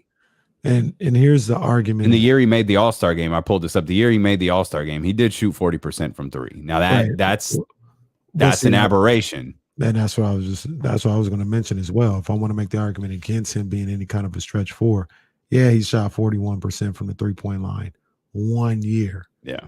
Everything else is around 30. They got some 28s or whatever the case. that 41% from 3 year, that was the exception, not the rule. If I want to make the argument against Julius Randle, and that'd be fair. I understand that. Looks like the exception, not the rule.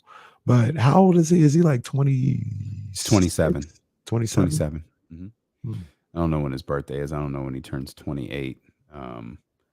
But right now during this season, he's 27 years old. And for what it's worth, 82 game season this year, he played 72.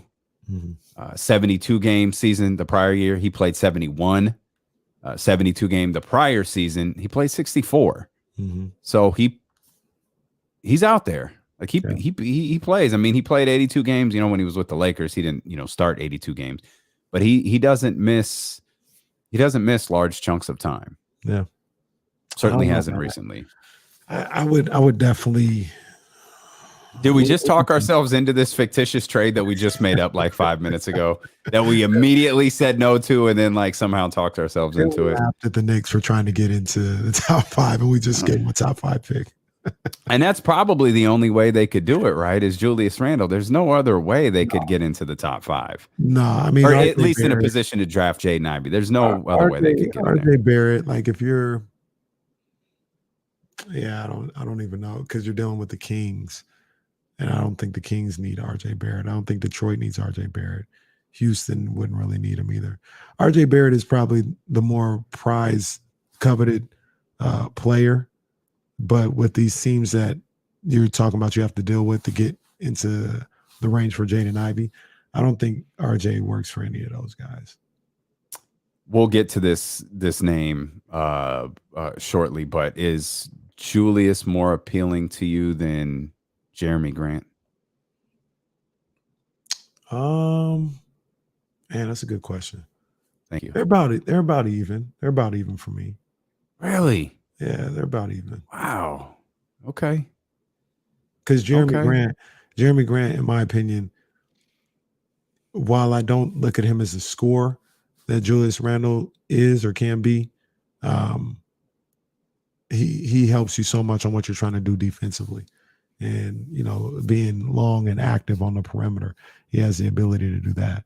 And to be honest with you, as I think this through alive, I probably like Jerami a little bit more than Julius for this Kings team because of everything else that he brings to the table. Okay. Just a little bit more, but they're about even for me for the most part. I'd be happy with either one of them. I feel like you could probably, there's Detroit at 5, and so who knows? Like I think there were rumors the second the lottery was over about Detroit trying to move up. Like the lottery balls hadn't even cooled off, and they were talking about, Detroit, would they move like Sadiq Bey and whatever to get to the 4? It's like, wait, what? What? But you said it beautifully a second ago when you and James Ham were working on Friday. This changed the landscape for the Kings. This moving up 3 slots changed everything because they're the belle of the ball now. Whether if you're Detroit or you're Indiana, I mean, there were I think the other team that not necessarily move up, but move in some way, shape, or form. That has gotten as much traction as the Kings has is the Portland Trailblazers at 7. Yeah. So I think, when you look at those 2 picks, when you look at the Kings are in a far more desirable place because quite honestly, anything could happen by the time you get to 7. Mm-hmm. So Portland could walk away very happy, or someone, who's trying to move up, like they're liking someone kind of out of that tier. They're liking someone in a different tier, or perhaps, someone slipped. Like someone asked in the chat, and it was our man NBA Rig. He said, I'm going to kind of dumb down his question a little bit here because he put together a couple of different scenarios. He's over on twitch.tv/ESPN1320, but we know about your love for Shaedon Sharpe. And we've talked about the potential Oklahoma City potential for Houston and Jaden Ivey kind of being the belle of the ball right now. if Jaden Ivey is the guy who cracks this seemingly locked top 3, and it's Paolo that falls, are you Paolo over Sharp? Yeah, I'd probably go Paolo over Sharp. Are you whoever falls over Shaedon Sharp? So if it was Chet, would you take Chet over Shaedon Sharp? Yeah, I'd probably those top 3. If they fail, I'd probably take them over Shaedon Sharp. Okay. I mean, there's a world where I'd take Jaden Ivey over Shaedon Sharp. I like Jaden Ivey. I like him a lot. Whoa. There's a world in it. Wait a minute. What's the world? What world do you? Universe. Oh, it's an alternate. Where I'm at universe. right now, I'm still taking Shaedon Sharp at 4. Do you think that's going to change between now and 3 weeks from Thursday? My thought process on I don't think so. I'd still take Shaedon Sharp, but now what I think the Kings will do, that may change. What I think other teams will do, that may change. Mock draft 2.0, 3.0, all those, that may change. But for me, I'd still roll the dice on Shaedon Sharp. I have no problem with that. I haven't seen or heard anything that makes me change my mindset on that. Do you know off the top of your head who he signed with? I do not. Talk amongst yourselves. We're just going to sit here quietly. And around KC falling for the hype. I don't know which hype it is. Is it falling for the Ivy hype or the Sharp hype or whatever the case may be? The crazy thing for me is, and this is what I don't understand. This is like the Twitterverse of it and everything that's going on. It seems like the way that people talk about Shaedon Sharp, people want him to not be good so bad. Why do you think that? Because there's no way that you could take shit. Maybe he's a good ball player. Maybe he didn't take a chance on him before. Maybe he's not Tracy McGrady, but like he's just a really good. Like I remember somebody was talking about Terrence Ross. If that's like his floor, Terrence Ross. It's cool. But I think people are going to root for it and show it's just hype and he don't play. All we got is high school, that don't tell me he could play. That's fine. I get it. I understand that. I'm looking at his skill set. I'm looking at what he can do on the basketball court. And that's where I see a guy that has unlimited potential. But once again, it's all potential. It's all potential. I've made it before. I'll continue to make it. It's college bust every day, B. College bust every day. So the majority of these guys that you talk about in this draft, not just top 3 or 4 or 5, but a lot of these guys were really good in college, and they'll be fringe role players in the NBA. It's all a projection. That's all it is. I think what people do though is it's the desire to always pick a winner, right? Whether you're betting or you're a Democrat or a Republican or whatever you are, like you want to be on the side of the winner. Mm-hmm. So you don't necessarily want to root for what's best. You want to root for what's right for you.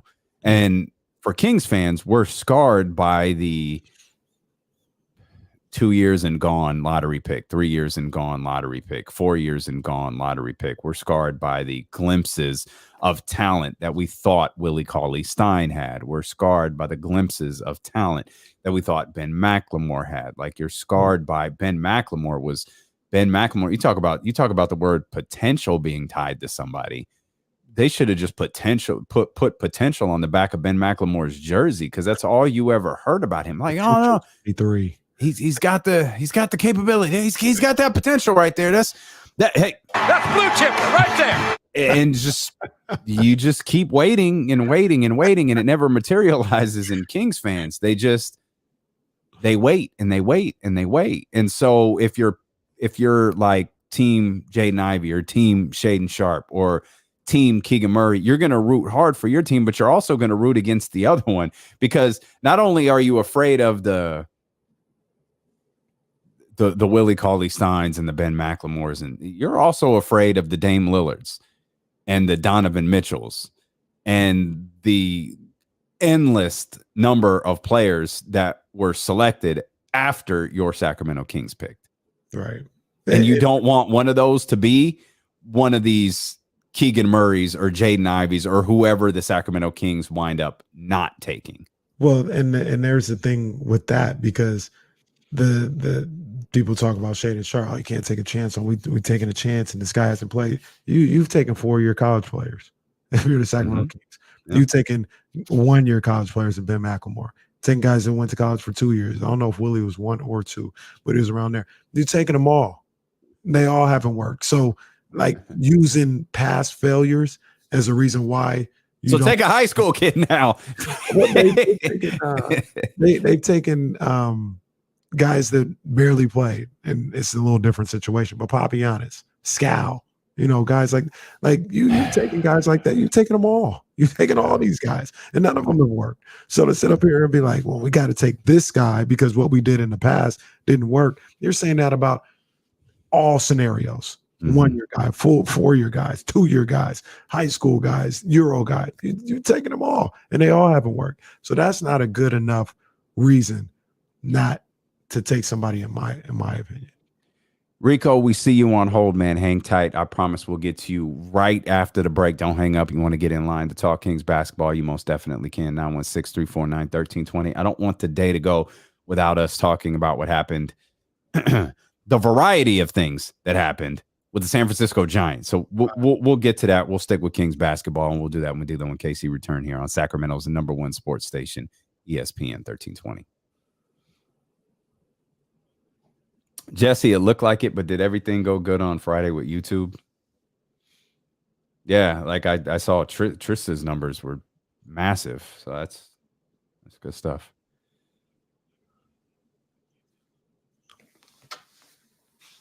Yeah, James's numbers are ridiculous.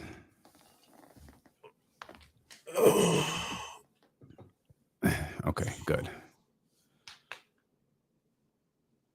Oh boy.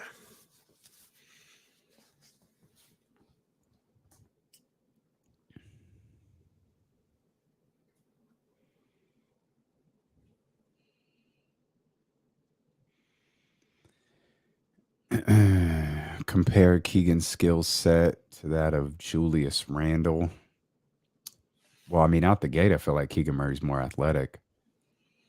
Julius is a little bit more of a big dude. Yeah. I feel like Keegan's a little more athletic. I think he's a better, more consistent shooter than Julius is. I don't know. I mean, and I think this get you a buck out a little easier than Keegan can. So what I was going to say too, I don't know, and I feel like this will probably be the case with most college guys, is can they work down low if you're playing the 4? Can you body down there a little bit and work, not get pushed around? We know Julius can. And it took Julius a while too, to be fair. So. Casey, do you spot any flaws in Sharp's game, though? His dribble and handle look kind of slow. I mean, like, I like he's not De'Aaron Fox fast, so I don't know if that's a flaw. Like, you know what I'm saying? Like, because he's not super fast with the handle. I don't know if that's necessarily a flaw, because a lot of people aren't that fast, but they still find a way to be productive. He's a guy, like, there's a lot of stuff about Sharp that you could probably pick apart, but at his age and some of the things he can do at his age, to me, is worth the gamble. Some people wouldn't want to make that gamble. That's fine. That's fine. It's all good. if you guys, if that, like, to me though, like if the handle is a concern, that's probably one of the easier things to fix. You handle the basketball. Like you do a bunch of dribbling drills for a year, for 6 months, get better at the handle. Some would say that about shooting as well. So if somebody couldn't shoot, you'd be like, oh yeah, get them with a NBA shooting coach, and they can teach them how to shoot. So.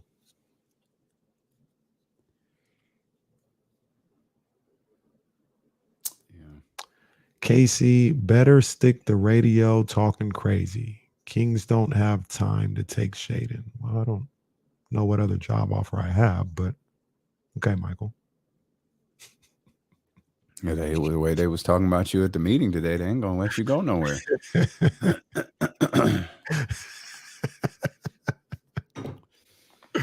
Well, Michael, get your ass up.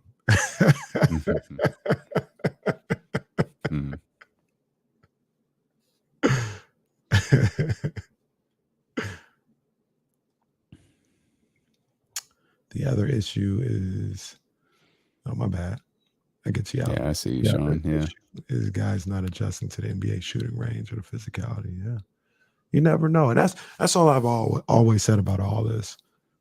Unlike others, I don't speak about Shaden Sharp as if I know he's going to be this or that, because I don't. I don't know. He might be a bust. You know what I'm saying? I don't know. If I knew, I'd be in Vegas.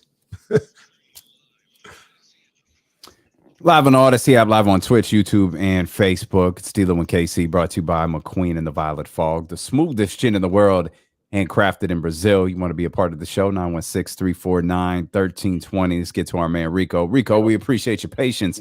What's up, my brother? Oh man, no, just chilling, man. Just wanted to.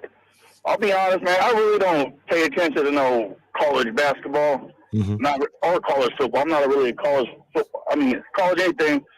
But when we got the number 4 draft, I heard KC talk about this Shaden Sharp. So I had to Google him, and I think it was his pro day. Yeah, man, that's the dude I want on the team right there. Well, if you're not into college basketball, you didn't miss Shaden Sharp. It's true. Yeah. Well, I mean, I got you had a good time. Nah, man, I like his skill set, man. I like what I see from him on film and some of the things that he can do. And also when you talk about a guy that I think just turned 19, the potential for what he could be. You know what I mean? I don't think any of these guys, and that goes for any of them, Jaden Ivey, Keegan Murray, all these guys, they're going to be hopefully different, better basketball players 3 years from now than what we see on tape and in pro days right now. And I think all three, it sounds like a cop-out to a lot of people, but I think all three of them have so much room to grow and be better basketball players. It's exciting to watch them. Yeah, I'm watching his. We appreciate you, Rico, man. Thanks for the call and thanks for hanging out with us. I'm watching the videos that Draft Express posted, and like the thing about Shaden Sharp, you're probably, and the thing about pro days, period. And I think that's where we all have to kind of step back here a second. You know, I know we're all draft experts, but just recognize what we're watching. And it's like, you're probably not going to walk away from something where you're like, ugh, gross. I don't want that. Like, you're not going to get that from a pro day. Like and it's difficult to get that stuff. You're not going to get that from a highlight either. You got to get that from watching Purdue play basketball. With Shaden, you're just not going to get it. And I think that's part of the concern. Like, no matter how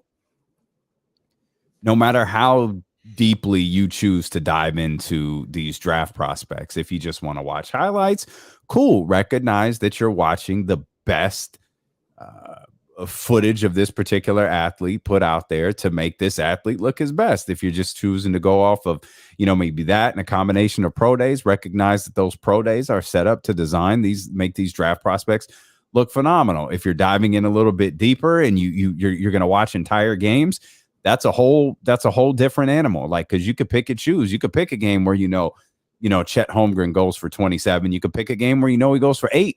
Right. And you could look to see what the difference in those are. With Shaden, you don't got that option. Like you could watch those high school games or the AAU games, or some of those different traveling tournament games. Like, okay, that's what you got. And I think that's where, well, I'm watching him play against high school kids. No doubt. We flock to our televisions to watch LeBron James play Carmelo Anthony. Mm-hmm. I'm not suggesting that Shaden is either one of those guys. I'm not. It's your Uchi-Wally line again. You can't. Or is it one mic? Which one do you like? Which one do you want it to be? It can't matter when it doesn't fit your argument, but then it matters perfectly when it does. And Shaden is just, no matter how many times you watch pro day videos or AAU video, he's gonna be an unknown headed into this draft. And then you got the Sacktown Tonys. So Sacktown Tonys would be like, Stauskas nailed those backyard threes in the rain. Well, here's two things. Number one, I'm sure Tracy McGrady did too. Like, I'm sure there's video of 1-on-0 Tracy McGrady nailing shots as well. Does that mean we just don't pay attention to what he did? He wasn't a college basketball player. He came out of nowhere and going to Mount Zion and all this other stuff. So do we ignore that? And then also, since people want to talk about that and home videos and the guy making shots and all this other stuff, Nick Stauskas was probably way more accomplished in college than Jaden Ivey was. Nick Stauskas had a hell of a career at Michigan. I saw every game he played. I think they made a Final Four championship game one time. Second time, they were one of the best teams in the country all year long. He was a Big Ten Player of the Year. Way more accomplished in college. So if you're going off college accomplishments, let's talk about Stauskas.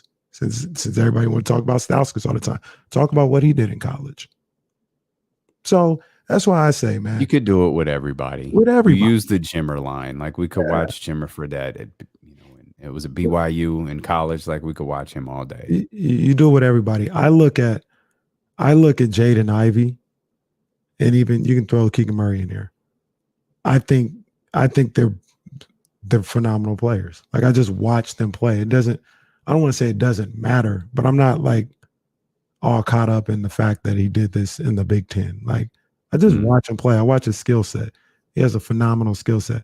Like I said, I talk about that under 19 FIBA game that I watched, and Jaden Ivey was crazy in that game. Like, he jumped off the screen. That was against a bunch of other high school kids. It was a high school game for him. That was before he got to Purdue. He looked great. Looked sensational. So I know with me personally, I try to just watch the skill set of the guys, not necessarily where they're playing at all the time. There's no perfect way to do this. There's no right way to do this. Like, and I don't like, I don't mean that just for me and you and everybody watching or everybody listening. Here's a long track record that a lot of general managers whose job very much is to get this process right, they get it wrong. Use that word, the process. Everybody talks about trust the process, trust the process. Philly missed a lot. Philly missed on a ton of picks. We talk about the number of times that Minnesota has had a number one pick, and it just feels like now they're starting to turn things around with their latest number one overall pick in Anthony Edwards. I mean, we all know that the Anthony Bennett's that are out there, the Michael Olawokandis that are out there. Like, there's people get this process wrong regularly. The best guys, it's almost like baseball. The best guys probably get like 3 out of 10 picks, right?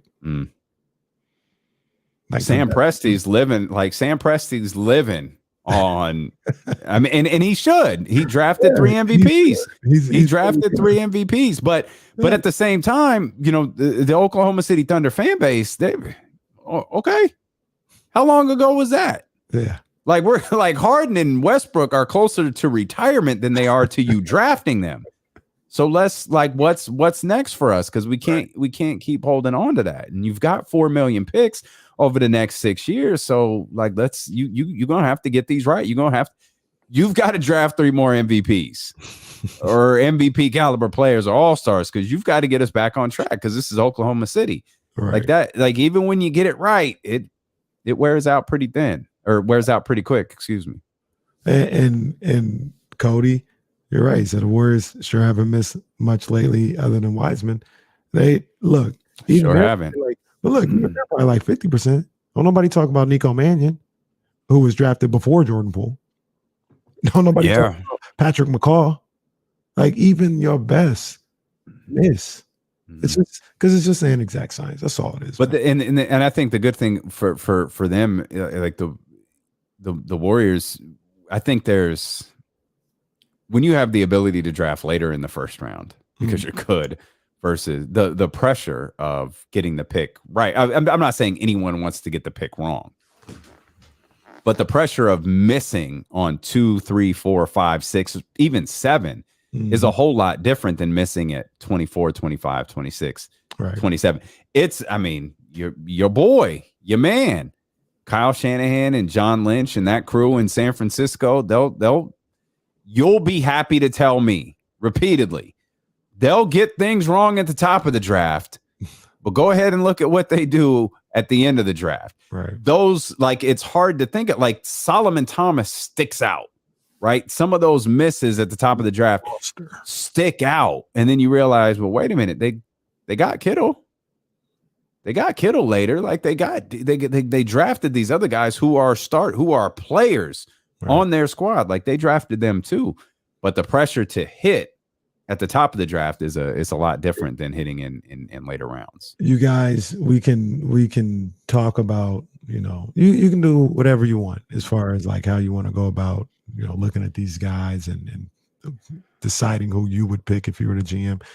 Do it however you want. I'm not here to tell nobody how to do it, but just know that it's all educated guesses. And some of the guesses aren't even that educated. One thing that we haven't done yet is TNT likes to send teams fishing after they get eliminated. We like to go what's the scouring, scavengering, scavengers. We like to go bargain shopping with the team that's eliminated. Goodwill, man. We're gonna do that with the Miami Heat. I wanna talk about the Miami Heat, and then I mentioned Jerami Grant earlier. Some rumors that had surfaced about him. I want to dive into that, but I know we're gonna end up running down because Darvin Ham getting the Lakers job. Some things we heard about the Lakers. Some things that you said on Sports Sunday this weekend. I want to touch on. We got Jason Jones coming up, but there's one story that started to develop while I was away that I want to make sure that we spend a quick second on here as you're listening to D-Lo and KC on ESPN 1320 KIFM, West Sacramento, KRXQ HD2 Sacramento, an Odyssey station and driven by Lasher's Elk Grove Dodge. I did my best over this 4-day stretch to just kind of, with the exception of the games and actually tuning into the games, to kind of cut off and be away. But I can't lie. The Gabe Kapler story got my attention. And listening to Gabe Kapler talk about why he wasn't going to take the field for the national anthem, I thought, okay, that's interesting. That's his form of, whether it's a protest or it's a demonstration or however you want to phrase it, that was his way to express his frustration with some of the laws and the lawmakers in this country, and he's entitled to do so. And I thought, okay, this will be interesting to see the fallout from this. I thought he made an error yesterday when it had come out like, oh, he's Gabe Kapler is thinking of suspending his demonstration for Memorial Day. And I thought, you failed. You failed right there. And the reason that he failed was all of those people who, like Tony La Russa, they make it about the flag and they make it about soldiers and they make it about veterans and they make it about war and all of these different things. You just validated them. Because I remember when Colin Kaepernick first took his knee, there was rumblings of, is he going to do it on September 11th? There was a game on September 11th. And it's like, well, why wouldn't he? This isn't about anyone who died on 9/11. This isn't about firefighters or police officers or fallen soldiers or people who went to war. That's not what this is about. It's about something else. The second, and it's what he felt he should do. And that's fine. with the second Gabe Kapler stepped on the field yesterday, he validated everything Tony La Russa said. He validated anyone who looks at these demonstrations during the national anthem as some sort of disrespect towards the flag, because he felt like, or disrespect towards the soldiers, because even he, who had taken this demonstration up on his own, even he felt like, it's Memorial Day, I have to step out there to make sure I'm honoring veteran soldiers, Right. what Memorial Day is truly about. And I thought that was an error on his part, because it validated the untruths about what this demonstration has been about for so long. Yeah, I get everything you're saying, and on the flip side, and I know where you're coming from, and have a sense of how you feel. It seems like, obviously we didn't talk to him. It seems like he just wanted to make the distinction to those who have passed away from serving duty. Like, I mean, no disrespect, and just leave it at that. That's where he is.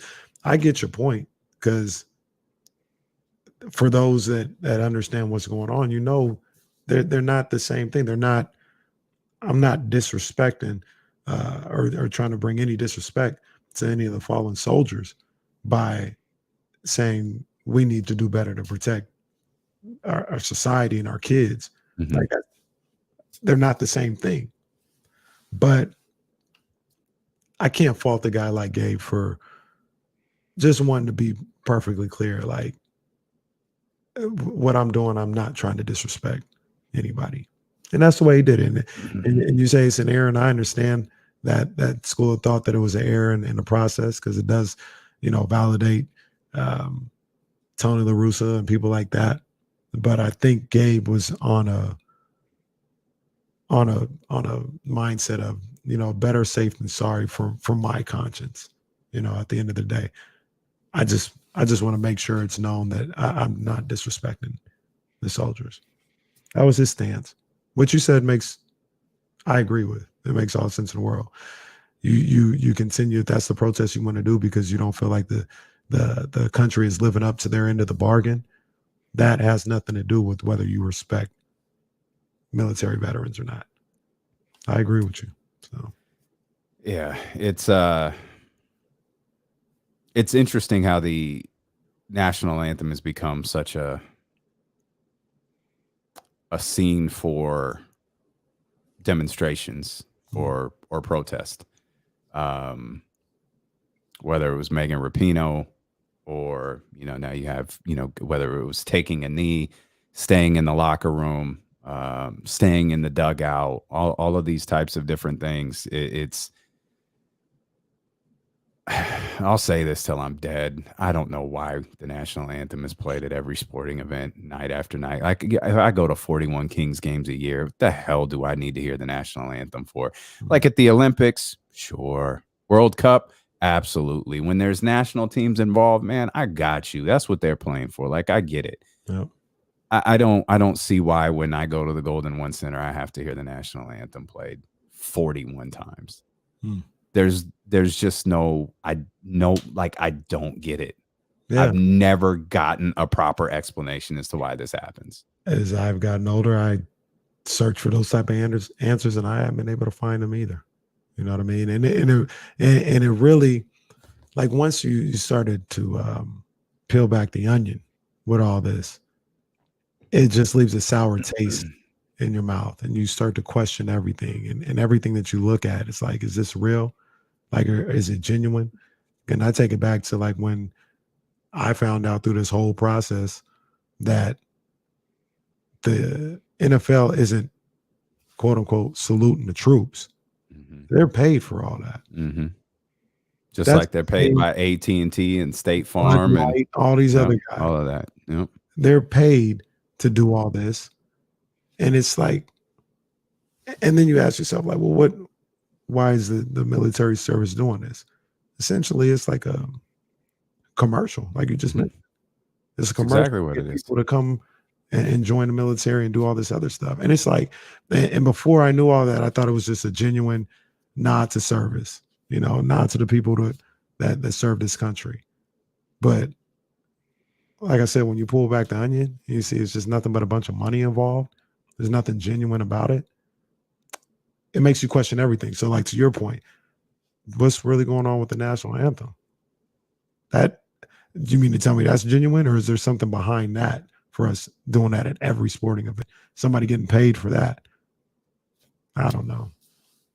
Yeah, it's just a weird part of the people who want politics separated from their sports, but will willingly run the national anthem before every football game. I mean, it's a spectacle at the Super Bowl. Mm-hmm. And now they've taken to, and correct me if I'm wrong, I think they did this at WrestleMania too. Not only do you get the national anthem, you get America the Beautiful. Oh, they might even give you Lift Every Voice and Sing if they in a good mood. Roger Goodell, you're in timeout for that just in general, bro. That's why I was like, all right, man, just stop talking to me. I'd much rather you do nothing at this point. We want equality. How about lift every voice and sing? No, we want police to stop killing us, but how about we sing this song? I don't know, man. It just keeps it keeps finding its way back into sports. But I appreciate Gabe Kapler. I do. And I'll say this too. I appreciate the legacy. That's the wrong word, but you'll see where I'm going, of Bay Area sports figures really leading initiatives in social justice. Mm-hmm. And I thought that was, especially in the sport of baseball, a ballsy move by Gabe Kapler. Obviously. I know, even if, and I don't want to speak for you, but I think you agree, even if there was an error in how he went about this, I think it's safe to say Gabe Kapler's heart and mind is in the right place. Mm-hmm. Like, he's trying to do the right thing and send the right message for not only what went down and what's gone on with guns and schools in this country, but he was there at the forefront when we were talking about inequality and standing for Black people in this country as well, man. So may have been an error and a flaw in the process, but just to be clear, I think the only flaw was him feeling the need to step on the field yesterday. Mm-hmm. That's I don't have a problem with anything else that he did. Like, I'm all for the demonstration. I just feel like you said this earlier. You don't have to he validated too many people by, and maybe it was more for him than it was for anything else. Mm-hmm. But in the weeks since the shooting in Texas, Steve Kerr's emotional pregame press conference that made its rounds, not just across sports social media, but across news social media as well. And obviously Colin Kaepernick and what he has meant to the movement in the last 6 years, and you can't forget those brothers at San Jose State University and Dr. Harry Edwards and Tommy Smith and John Carlos, and how so much of this I won't stick to sports stuff. There are so many strong ties and origins in the Bay Area, and I really do salute Gabe Kapler and Steve Kerr and these guys who are doing it now and who have picked up on what Dr. Harry Edwards did, along with Tommy Smith and John Carlos as well. The self-reflection of Kapler, and that I guess he wrote like a blog or something when he said, I felt like a coward. Which I didn't know was still a thing. Yeah. I was like, man. Well, it goes back to what Olivia was talking about on Thursday. Like, when do we stop? Mm-hmm. Like, at what point do we go like, no, you ain't watching a baseball game tonight? Mm-hmm. I mean, different scale. I remember that Wednesday night CM Punk was tweeting, so I'm supposed to go wrestle? It was something along those lines. Like, I'm supposed to go like build for a pay-per-view this weekend after what just happened. I mean, that's not where people's minds are. We can not talk about it. We could talk about Jaden Ivey and Shaden Sharp and and trading for Julius Randle and all of these different fantasy scenarios for sports, and Trey Lance tearing up OTAs. Like, we could do that.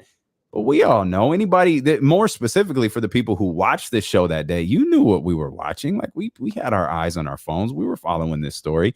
You know, imagine those guys going through the same thing, having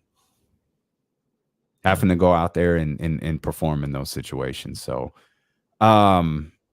there's not a smooth transition to the other Giants story. Yeah. So maybe right now I might look crazy for what I'm about to say. So after what I just said, I might look crazy. I got to talk to you about it, how I see it. Okay, so what we'll do then, just we need a little breather here.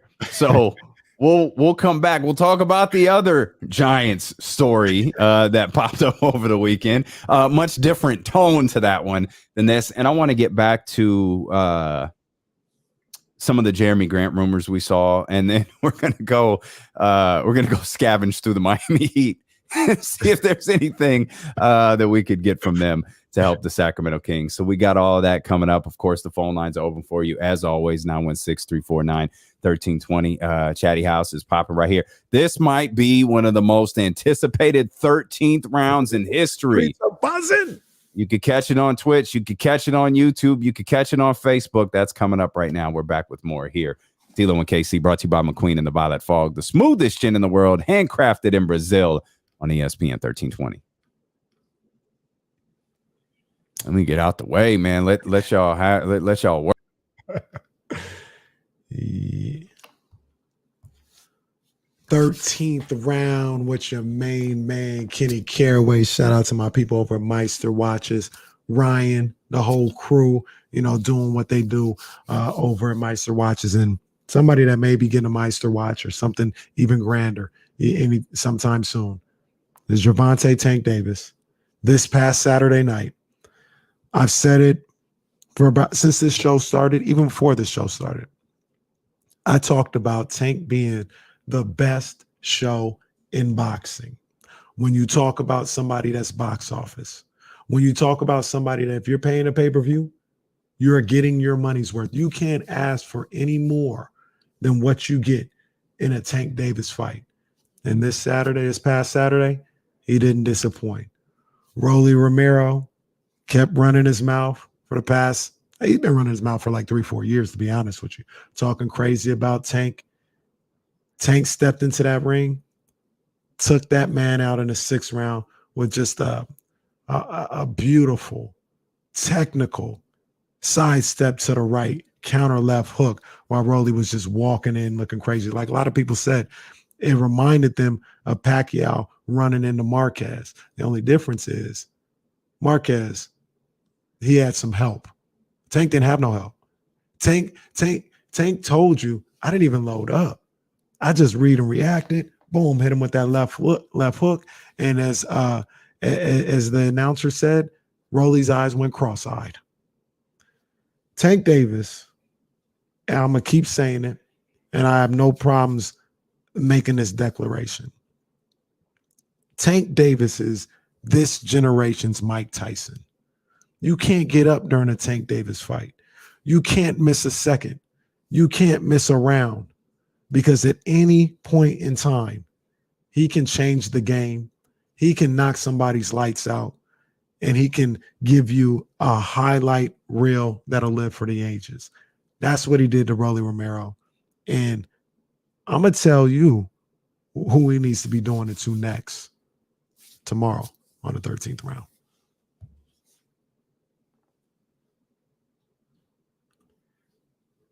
Tank week. There's a lot of things to talk about this week outside of Tank. There's a lot going on.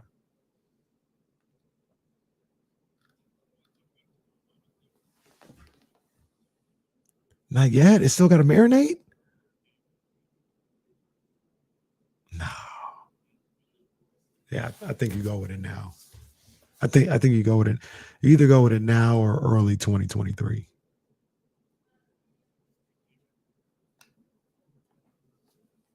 I don't know if you're going to get a couple more wins, though. Yeah. Well, it depends. The casuals are tapped in with Tank. I think they're tapped in with Ryan, though. Ryan, between Ryan and social media and then him getting that Dame Lillard Gatorade commercial, that was a good look. Let it marinate.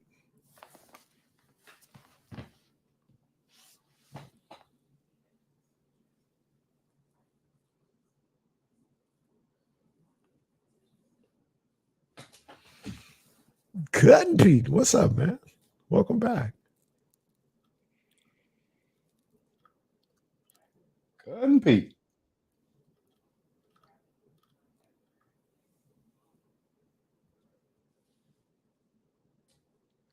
Man, I don't think we ever go into the studio. Man, We're gonna be working at home forever.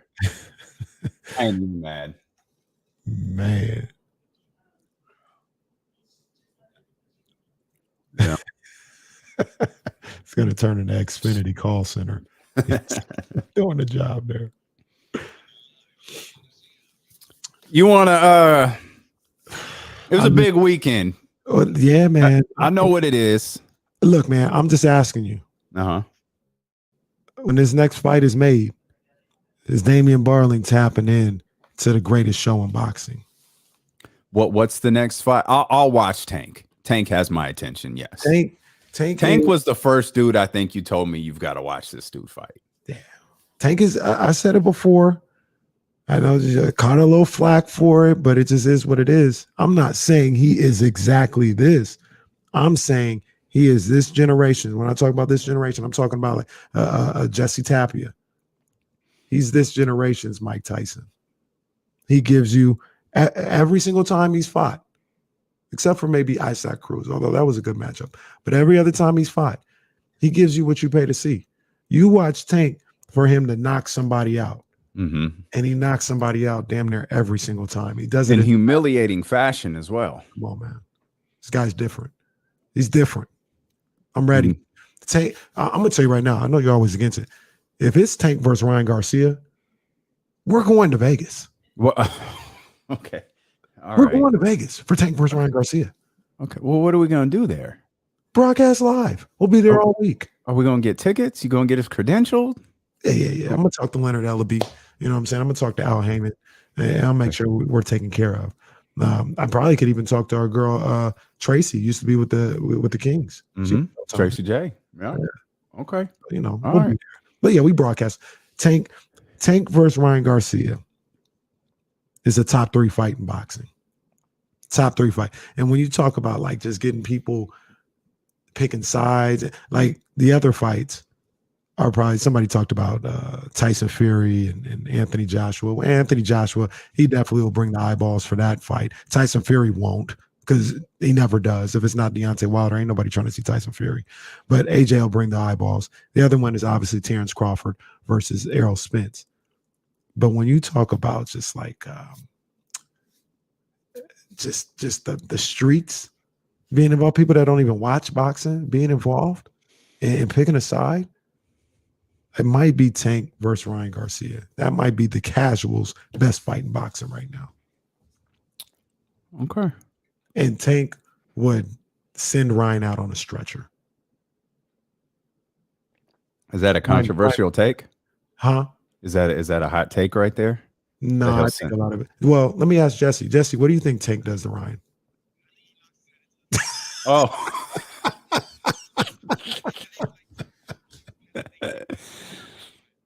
I like Ryan's skill more than Jesse does. Well, Jesse probably knows he's skilled. He just doesn't like Ryan Garcia. But Ryan's skilled. He's just skilled. Yeah.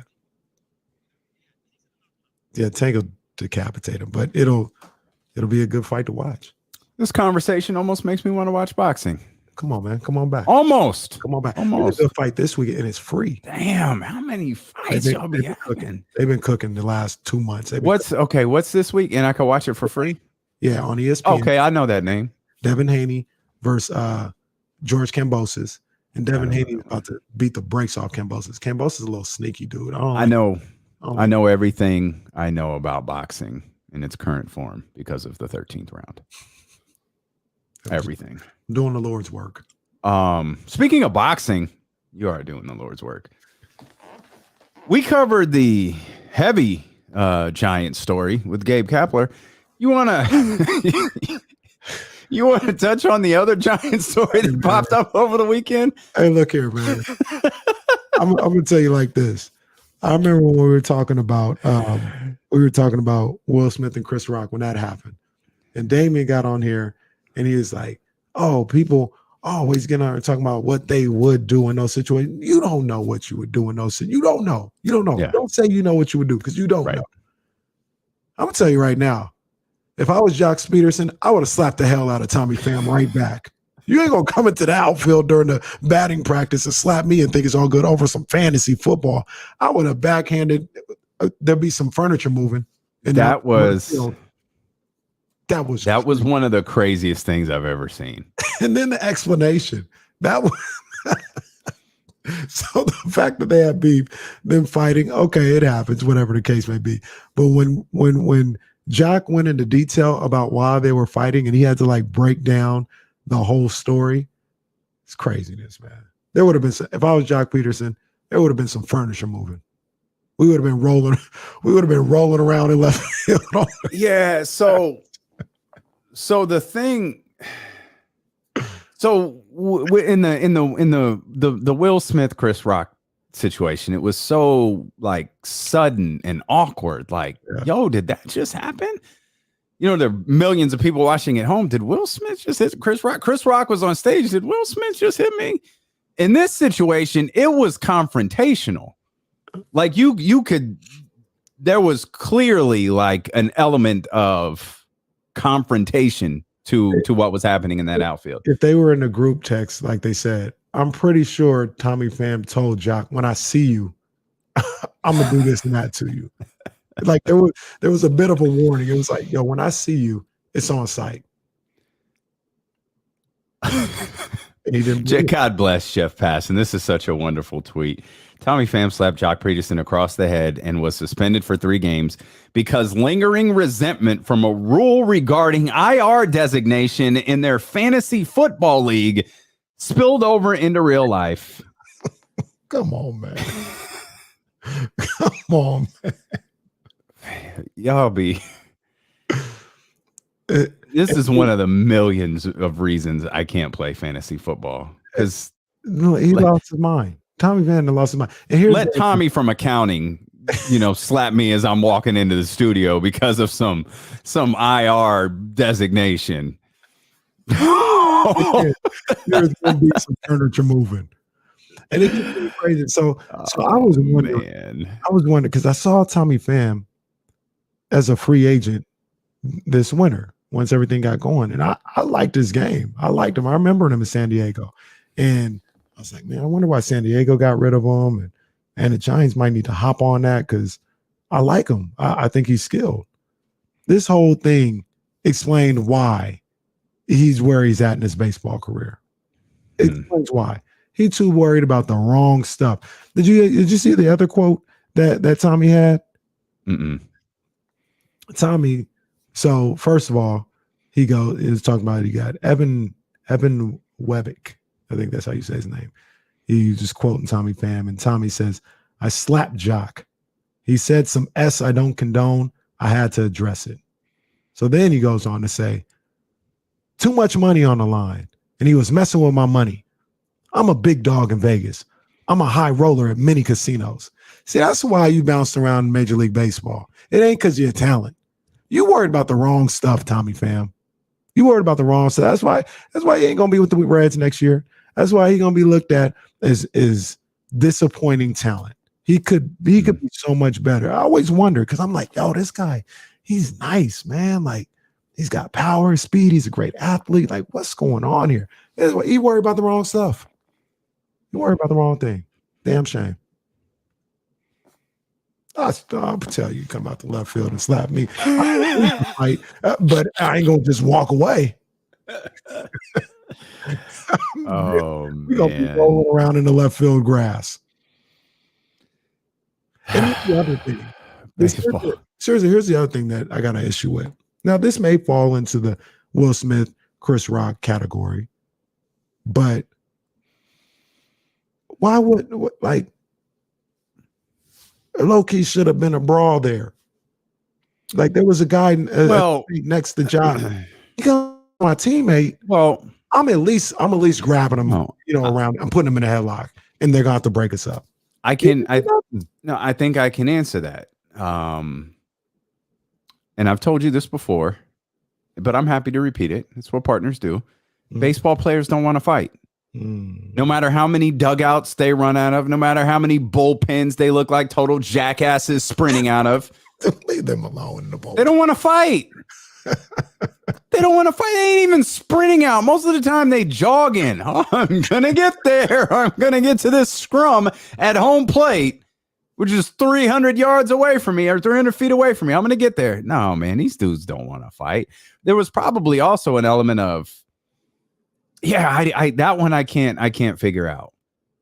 Other than baseball players don't want to fight. Hey, push him. Yeah, his slap had like a downward trajectory to it. Like he really, man. Tommy need to get his mind right, man. You know who he reminds me of a little bit is you remember Milton Bradley?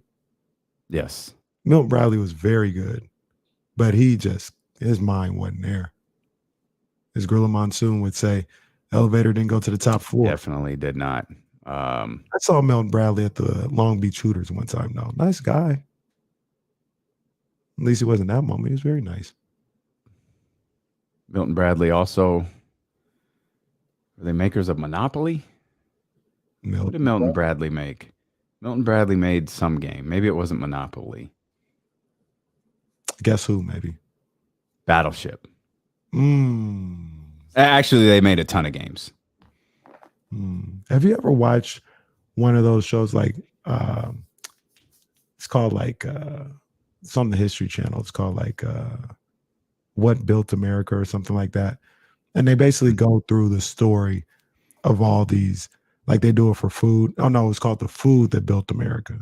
So they tell you the story of the fast food chains, basically. That's where they really go. The Wendy's, the KFCs, and all this other stuff. And then the other one was Toys That Built America. Okay. Last one I saw was Mattel versus, what was the other car brand? I can't remember. But basically one got put out of business. It was nasty. All I know are the great LJN action figures. They were big rubber. They were like 2.5 pounds each. And if you if Hulk Hogan punched Andre the Giant, like the paint on Andre the Giant's head would come off onto Hulk Hogan's hand. And then those LJNs shortly morphed into Hasbro's. And those were the figures where if you like pull Hulk Hogan's arms back, they go flying forward. So if you could put Hulk Hogan with like Jake the Snake above him, and could throw him across the room. Those are the toys that I know. What you know about the thumb wrestlers though? Oh, I had the thumb wrestlers. Oh yeah. I had the thumb wrestlers. Absolutely. Hulk Hogan, Iron Sheik, Hillbilly Jim. Hillbilly Jim. Yeah, don't go messing with a country boy. I had those joints, boy. I'm telling you, man, I had them. You know what's crazy? Them LJN figures, them jokers, like if you wanted like Corporal Kushner in a box, it'd be like $250. You get like the original Andre the Giant with the long hair. It's like $600. Like these, crazy. Man, I keep waiting to cash in because I got some figures here that I'm like, man, one day these are going to be worth something. You even shot him out to young Reese. Man. I did. My man Reese was like, cool. Opened it. I was like, okay. I said, son, calm down. What are we doing here? He opened it with his teeth. He was like, oh, I got this. And that figure I gave him was probably, that had to be close to 20 years old. So it's probably worth something. Talked about. That's right. It's got the F on it. It was the WWF figure. That's right. But yeah, if these things don't start accumulating value soon, you're gonna have a lot more action figures in your house because I'm just giving them all to Reese. I don't want these things no more. Reese, I gotta get on Reese's head a little bit because he ain't been tapped into wrestling as much lately. I'm like, whoa, player. Yeah, I missed SmackDown. Yeah, the AEW had a hell of an event this weekend. Yeah, I didn't get to watch it, but I was able to see Punk versus Hangman, and that was phenomenal. It had some really good matches on it. From what I read, I haven't got to see it yet, but I did see Punk win the title, and that was awesome. We got that coming up in about 15 minutes during the commercial break for those on the radio. We'll talk a little bit about that. I want to get back to the Kings kind of in a roundabout way, but I was reading a little bit on Hoops Hype this morning about Jerami Grant. Jerami Grant is obviously a name who he's been tied to virtually everybody except for the Detroit Pistons. And occasionally you can find a Detroit Pistons article where the Pistons are perfectly fine with Jerami Grant. They like him. I think what it really boils down to is, do they like him to the tune of 4 years, $112 million? That's the extension that he's hoping to sign. That's the maximum extension that he can sign. And so, of course, his agent's doing a great job of letting everyone know that this is what we're looking for. We're looking for 4 years and $112 million. And two teams that I saw thrown in the rumor mill here, and I'm only bringing these up because they're new, and one of them is really head scratching. One's the Blazers. Okay, I don't know how they're going to do that, but all right, look, it makes sense. Rebuild, try to rebuild quickly. I get it. The other one is the Atlanta Hawks. So clearly that's a John Collins trade, because you don't have a penny to bring in a player. And even if 4 years, $112 million for Jerami Grant isn't realistic, and honestly, I don't know if it is or not. Mm-hmm. I don't think it's 4 years 80. Right. You know what I mean? I don't think it's 4 years 70. I don't think it's like a bargain. It's not what Rashawn Holmes signed for. It's not for 4 and 40 or 4 and 44 or whatever the actual number was. It's for a pretty figure. Atlanta don't have that. So they don't. But I don't know if the trade is going to be for John Collins off the top of my head, because it's an extension. So we're going off of what the salary will be. Right now he makes like $20 million a year, right? Jerami Grant, I think he does. He's got like 1 year remaining on the deal. I think it's about $20 million. And you can, if you're Atlanta, you can make that deal. Now here's where Sacramento and other teams come into play. You're going to have to create that space. Yeah, it's 20.9 this year. Yeah, you create that space for the future. So you're going to have to move on from. I think Gallinari's still under contract. I know they talked about Herter, and obviously John Collins. I like Herter.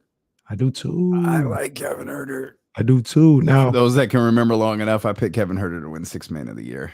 My bad, but I picked Kevin Herter to win Sixth Man of the Year. He ended up starting. I think Bogey came off the bench. That's right. That's right. He did. He was a starting 2 guard, but I mean, man, that even adds more. What's the word I'm looking for? You got more leverage if you're the Kings, if they really are interested, to say, hey, we're not giving you 4. We'll take on some of the money you have, but yeah, let's make the contracts work money wise. I'm gonna keep my pick, and I'm gonna get John Collins and maybe Herter. Because you are trying to make moves. You're trying to get somebody like Jerami Grant. You don't have time to be haggling with me about the 4 pick or something like that. No, the pick is out. We'll take the money off so you can do what you got to do. You're in a position of power a little bit if you're the Kings, in a potential discussion. Well, it's more in this regard, yeah, because it's more that Atlanta's in a position of weakness. Because I think Atlanta's talking tough, and I don't think that they mean it. Because I think you pointed this out when their season came to an end, that their general manager, but the salary's not going to be an issue. Yeah. Oh, that's cute.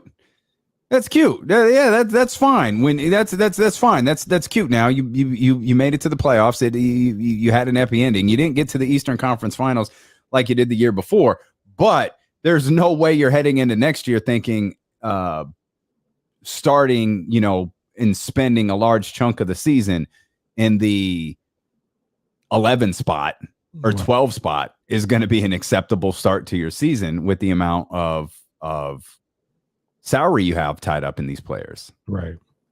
Yeah. I think that I feel like something can be done. In NBA Rigged, he asked, can you compare Herter's skill set with DiVincenzo?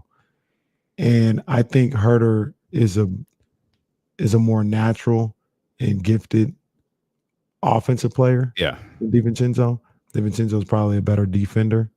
So I don't think Herter's bad though. I don't think he's defensively. No, he's not bad. He's not like but other two guards of the past. Yeah. He's trying to be nice. He's not that. We're trying to be nice out here. It was nice. Like, I didn't even say who it was. Like, you have to use your imagination. I could have taken a shot at Mike Bibby for no reason. Like, who knows? But Could have been taking a shot at Maurice Evans. Maurice Evans. I'd never take a shot at Maurice Evans. Of course not. But yeah, I think DiVincenzo's, to me, he's clearly a better defender than Herter. So you'd be definitely. Yeah, definitely. You'd probably be losing some defense on a team that was the worst defensive team in the game. Yeah. I Well, like Herter. I like him. you were the worst defensive team in the game with him on it. I mean, True. I know you can poke and I understand you could poke a lot of holes in what I just said because of how he played, where he was kind of positioned at in the lineup in the roster. Like I completely understand that, but again, keep true to the story. Like, you were the worst defensive in the team in the league with him on your roster, at least for part of the season. That's fine. Can't deny that.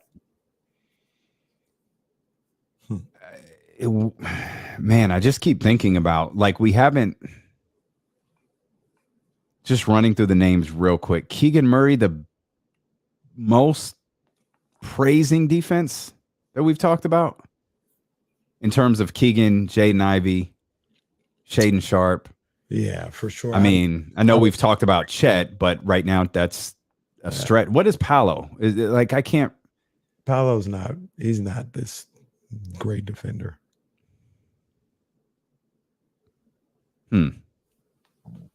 So Keegan Murray's the best defender. Yeah. Better than Jaden.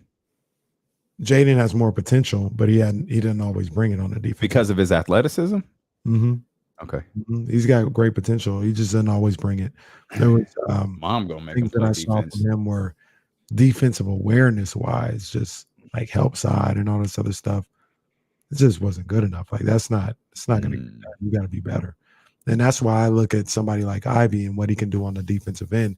And it's more about his engagement in, that possession or multiple possessions or whatever, because he has the ability. He has the ability to be a really good defender and somebody that disrupts a lot of what the other team's trying to do on the offensive end. He's just not always locked in from some of the things that I saw. You used this example a lot last year when Buddy and Marvin were on the floor at the same time. And I said last year, in the history of D'Lo and KC, you've brought up this example over the last 2 years, is sometimes if you have a couple of fine defenders, you can mask one. Mm-hmm. And normally this was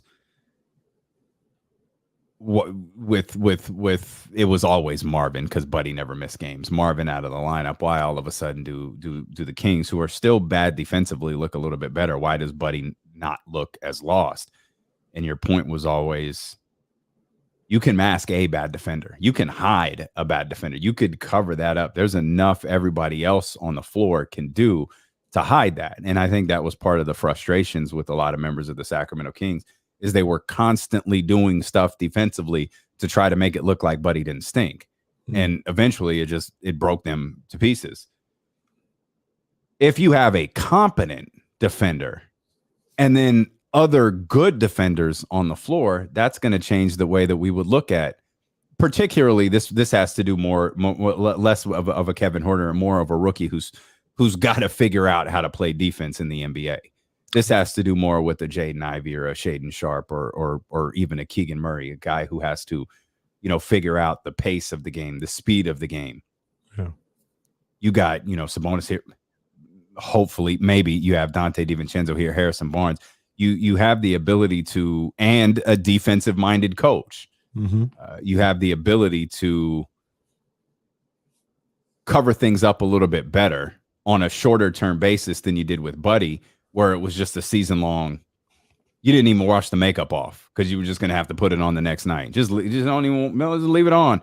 Just put some more cover up over it, and that's what Buddy was on the night-to-night basis. You just putting some cover up on him and trying to pretend like that wasn't happening.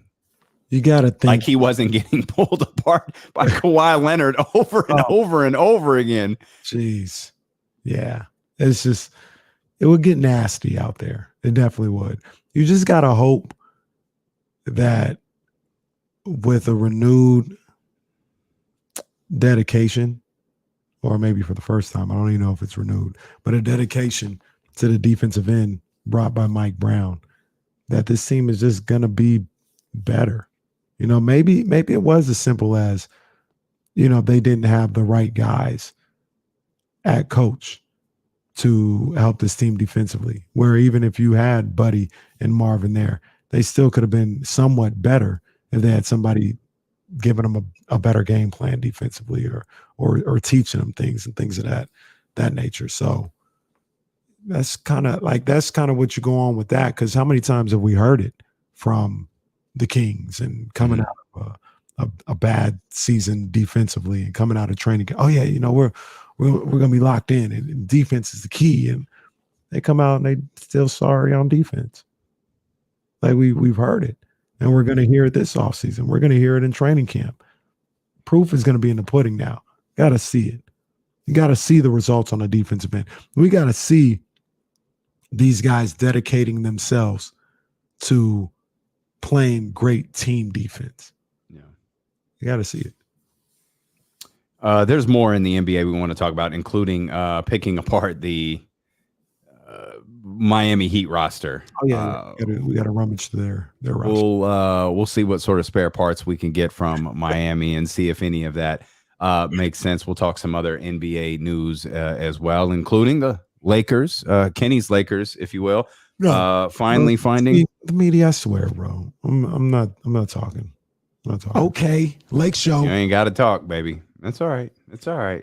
We'll come back. They found their head coach. We'll talk about that when D'Lo and Casey return here on Sacramento's #1 sports station, ESPN 1320.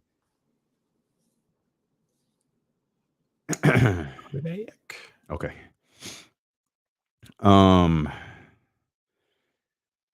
So I didn't get a chance to finish Double or Nothing. I really want to watch it. I read that the second half of the show was very, very good. One thing that I don't love about AEW is they really get into heavy, like gimmicky stuff and like blood and guts, but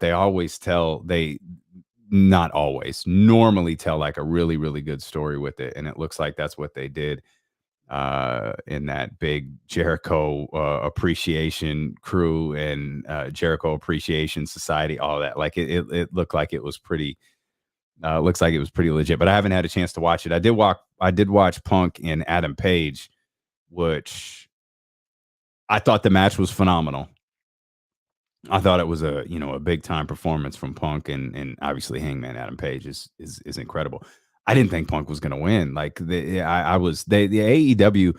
One thing I do appreciate about them is they really build up these pay-per-views to be special, and so they don't, like, the title doesn't change hands very often. I think they've been around for 3 years, and it's been Jericho, Mox. I'm missing one. And I know Adam Page is in there now. Now CM Punk, Kenny Omega, I think beat Kenny Omega beat John Moxley, but they keep the title special. And I thought that was a really good match between Punk and Page, and it's kind of a cool full circle moment for Punk to have the title again. I didn't think that he was going to. But like it works. And like, what do you do now? Because the AEW does it. They always build, it's not just who's next. Oh, it's not just we're going to run the same match with Adam Page 4 more times. It's, they have this championship system and they build it up and they create some legitimacy to it to where it just doesn't look like it's silly book stuff after book stuff after book stuff. So like what great story are they going to tell with Punk next? And obviously there's so many great performers in AEW. Like you want to have a personal issue there somewhere. And given what Wardlow did to MJF and the whole MJF story, I thought like, man, if you could get Punk and MJF, you could get that program back working again. But the way AEW books, that doesn't work. And this story with MJF, that was weird. Like the fact that he no-showed an event and all reports are that he showed up late. And the way MJF's character is, you don't know if this is, you don't know if it's a work or it's a shoot. Like, is there a real issue? He's obviously publicly been flirting with WWE for a long time. I can remember back when I used to listen to Pritchard's podcast after he had gone back to WWE. I know he name dropped MJF in there somewhere. And I just kept thinking, that was weird. So that was another inch. And then the way they booked the match like he just got his ass kicked. Just he got the Brock Lesnar treatment. He just got beat to shreds. But another good pay-per-view by AEW. It sounds like my beef remains the same. Absolutely no reason it needed to be 5 hours. None. That's the main reason I couldn't watch the whole thing. It's like I've got to pick what I'm going to watch here, and I just wanted to see Punk win the title. So I'll probably be catching up on Double or Nothing over the course of the next like week or something. I could probably get half of it done tonight and half of it done tomorrow. But why are we spending so much money, or why are we spending so much time on these damn pay-per-views?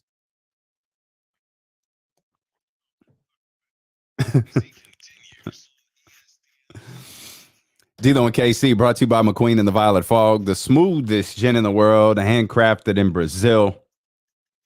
As we're gearing up for game 1 of the NBA Finals, which can be heard here on ESPN 1320 on Thursday. A couple of other notes, though. TNT likes to send them fishing. Well, we're not going to send them fishing. We're going to go dumpster diving here. Yeah. Miami's out. What can we pick apart from the Miami Heat that could potentially help out the Sacramento Kings? Well, the first thing that comes to mind is Duncan Robinson, because we talked about him earlier in the year. And the more I see Duncan Robinson, the more it's not even Duncan Robinson. I still like the player. I love to have him here. But I look a little bit more at that price tag. I'm like, 16.9 this year, 18 next year, 19.4 the year after. And then the 25-26 season is a little, it's weird. There's an early termination option. So he's due 19.8 that year. He'll be 31. He's due 19.8. There's an early termination option, but that early termination option still guarantees him $9.8 million. And that's more reasonable in general. So it's like instead of $90 million 3 years from now, right? Right. Instead of like $90 million, it's 80. That's essentially what his contract turned out to be. Like I said, I would like Duncan Robinson, but I don't know if I can justify it on that price. I don't know if I can, because that would mean, I don't know. What are you doing? You're getting rid of Rashawn, Justin Holiday. Maybe you can do it without getting rid of Harrison, but it's essentially like if you get rid of Rashawn and Justin Holiday, you still have the Harrison piece in your back pocket, but that's a lot of your summer right there. That's a lot of what you can do this summer.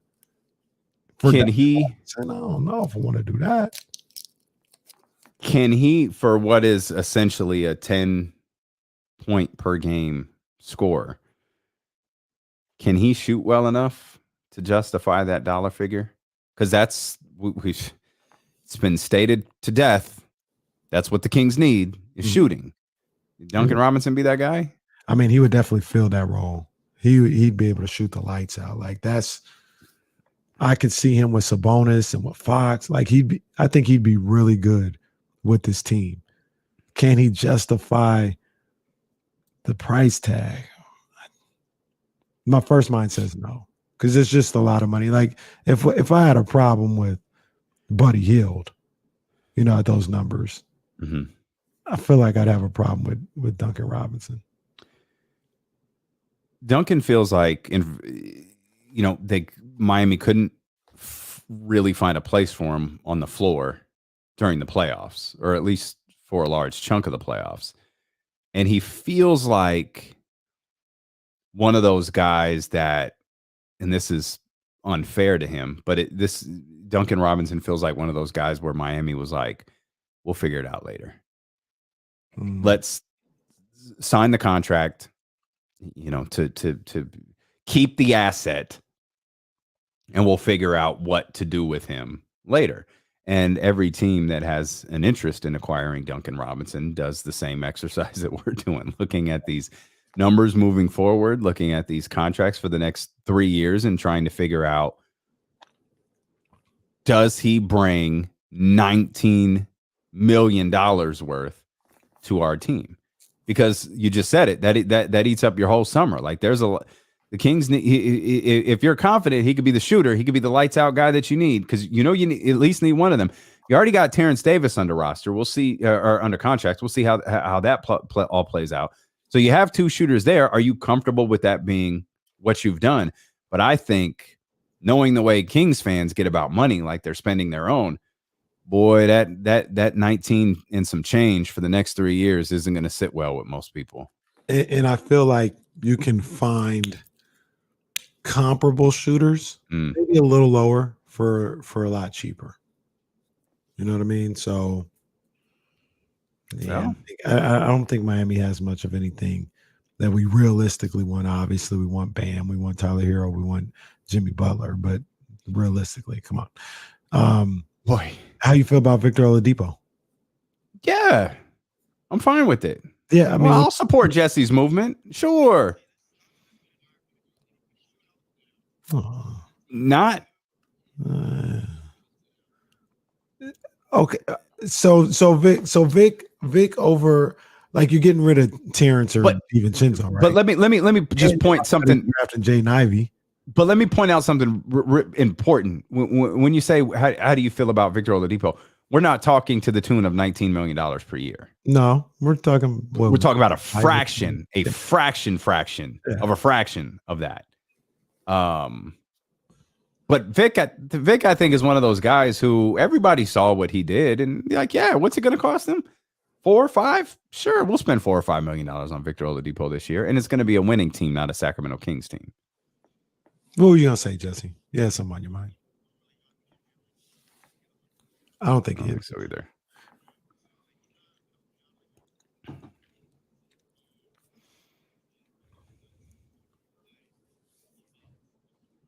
So here's what I asked when we talk about Victor Oladipo.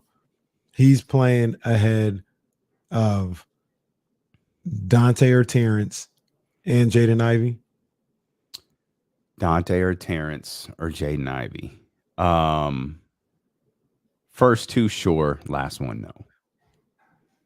You think he better right now than Dante DiVincenzo? Bro, I feel like we fight irrationally hard for Dante DiVincenzo. Like, dude is good. Like, he's not Scottie Pippen or no, that's not what I'm saying. I'm saying, like, we're trying to upgrade the position. And if it's not an upgrade, what are we doing? Can he, going into next year, be better than Dante DiVincenzo? Absolutely. I think those days are gone. And that doesn't mean he can't. But I don't think, we're not asking him to be the Victor Oladipo of old. We're asking him to be better than Dante DiVincenzo. I think those days are gone. He wasn't better. That's fine. That's fine. You think the days of him being better than Dante DiVincenzo are gone? Yeah. I disagree. Hmm. I disagree. Okay, let's use this term. Who has more upside if everything goes well? Victor Oladipo or Dante DiVincenzo? Dante. How old's Dante? Anybody remember? 26. Oh man. Okay. 25. Okay. Never mind. My thing with Dante, because I get your point, but it's not about like he's in-house already. Mm-hmm. So if you're gonna go out-house, you're either gonna do it for something cheaper, which Vic might be cheaper. As a matter of fact, I'm sure he'll be cheaper. Absolutely. But is he gonna be better? I don't know if he's gonna be better. I think they'd be about the same. You get about the same production. If you told me right now, headed into the season, Dante DiVincenzo and Victor Oladipo are going to play exactly the same, I would want Dante DiVincenzo for more money than it would cost for Victor Oladipo. I think that's where I'm at too. Because he's 25. Because I think they'll be about the same. When I say Dante being better than Vic Oladipo, I don't think that like he's just going to average 20. Like I think they'll give you about the same production. Who knows if Vic is going to be able to stay healthy with all the nagging injuries he's had. But I think they'll give you about the same. Terrence Davis is probably the wild card in that too. Like I almost feel like Jesse, what do you think about this? I think Terrence Davis right now is better than Victor Oladipo.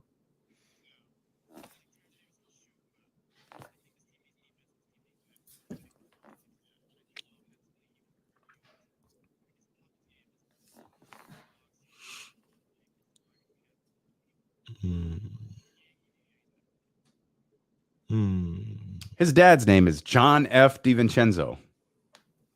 It just feels sophisticated to me. I don't know. What would your middle name? How would people say your name? Damian. Well, I think like there has to be like a distinguished characteristic to be like, hey, this is John F. DiVincenzo. Like that's got like power to it. No one like that's not how that's D-Lo. Introduce me in any other way with some way. Kenny L. See, no, that doesn't work. Kenny L. Caraway. Is what Kenny L. Caraway. No, because Kenny said it doesn't. It's not Johnny F. DiVincenzo. Ken L. Caraway. Maybe that's what it is. Kenneth L. Caraway. See, that works. That works. Kenneth L. Caraway works. My Kenny doesn't work. At my old job, they used to call me Kenneth. Like, why do you call me Kenneth? But it is my name. Does Shell from Elk Grove refer to you like if you're in trouble? She's never called me Kenneth. Not one day in her life. What's your middle name? Luther. Luther? Oh, that's right. We talked about that. Yeah. Big Luther. Okay. Yeah, oddly enough, she's never called me Kenneth. You're listening to D-Lo and KC on ESPN 1320 KIFM West Sacramento, KRXQ HD2 Sacramento and Odyssey Station, and driven by Lasher's Elk Grove Dodge. I don't know a lot about my dad. Did I ever tell you what my dad wanted to name me and my mom said no? No. It's hilarious. I mean, now when I was a kid, I was like, oh God, because I always hated the name Damien. That's why I'm pretty sure that's why I got into radio, just so I could change it. Damien's a fine name. I never liked it. I was born in the 80s, like the Omen references and the devil, like the snake. I never liked any of it. And then Earthquake came along and crushed Damien, and Kenny was too much of a coward to actually watch it. My mom tells the story. He wanted to name me Eldrick. Wow. Eldrick. Wow. I never asked why, because I just was like, okay, well, wow, fine. But yeah, Eldrick.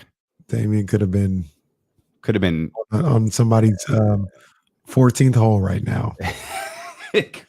Wow. Wow. Could have been, yeah.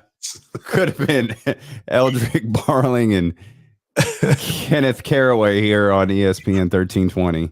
Hey, I got a question. that reminded me of something. Do we have a problem with Tiger always Quitting? when he's out of it? He just I can't go. No. It's actually funny now. Tiger's 15 under. Like 5 minutes later, yeah, Tiger's withdrawn. They need to stop calling it withdrawn. And Tiger just said, "F it, I'm out." Always does it. He'll never finish it out. Yep. Yeah. I don't have a problem with it. It actually makes me laugh. Tiger's just like, "I'm out. I'm out. I'm going out here. Ain't nobody watching anyways. Ain't no money in me sticking around. Nope, none at all. Whether I finish or leave right now, it's funny you say that because what was it last weekend or 2 weekends ago? Yeah, he withdrew and I immediately thought this is like Tiger's gimmick now, like the first sports book that puts up the prop bet. When does Tiger withdraw? Like that's a great bet to take. If Tiger gets 10 strokes behind, he's getting out of there. He's out of there. He is out of there. Darvin Ham is in there. Darvin Ham, the Lakers named the Lakers head coach over the weekend. Seemed to garner some excitement from the King, followed by a variety of articles. Again, this could all be posturing, but this posturing has been pretty consistent so far this offseason.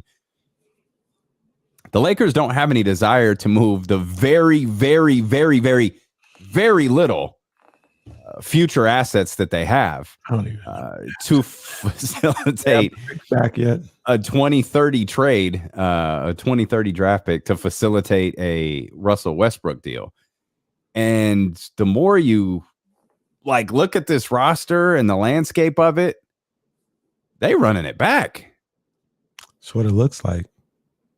There is one other option. They don't have no assets. They ain't got no choice. There is one other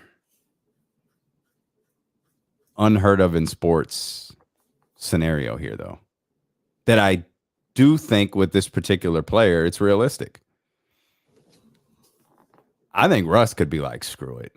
This is trash. Y'all put all of this on me. I'm out.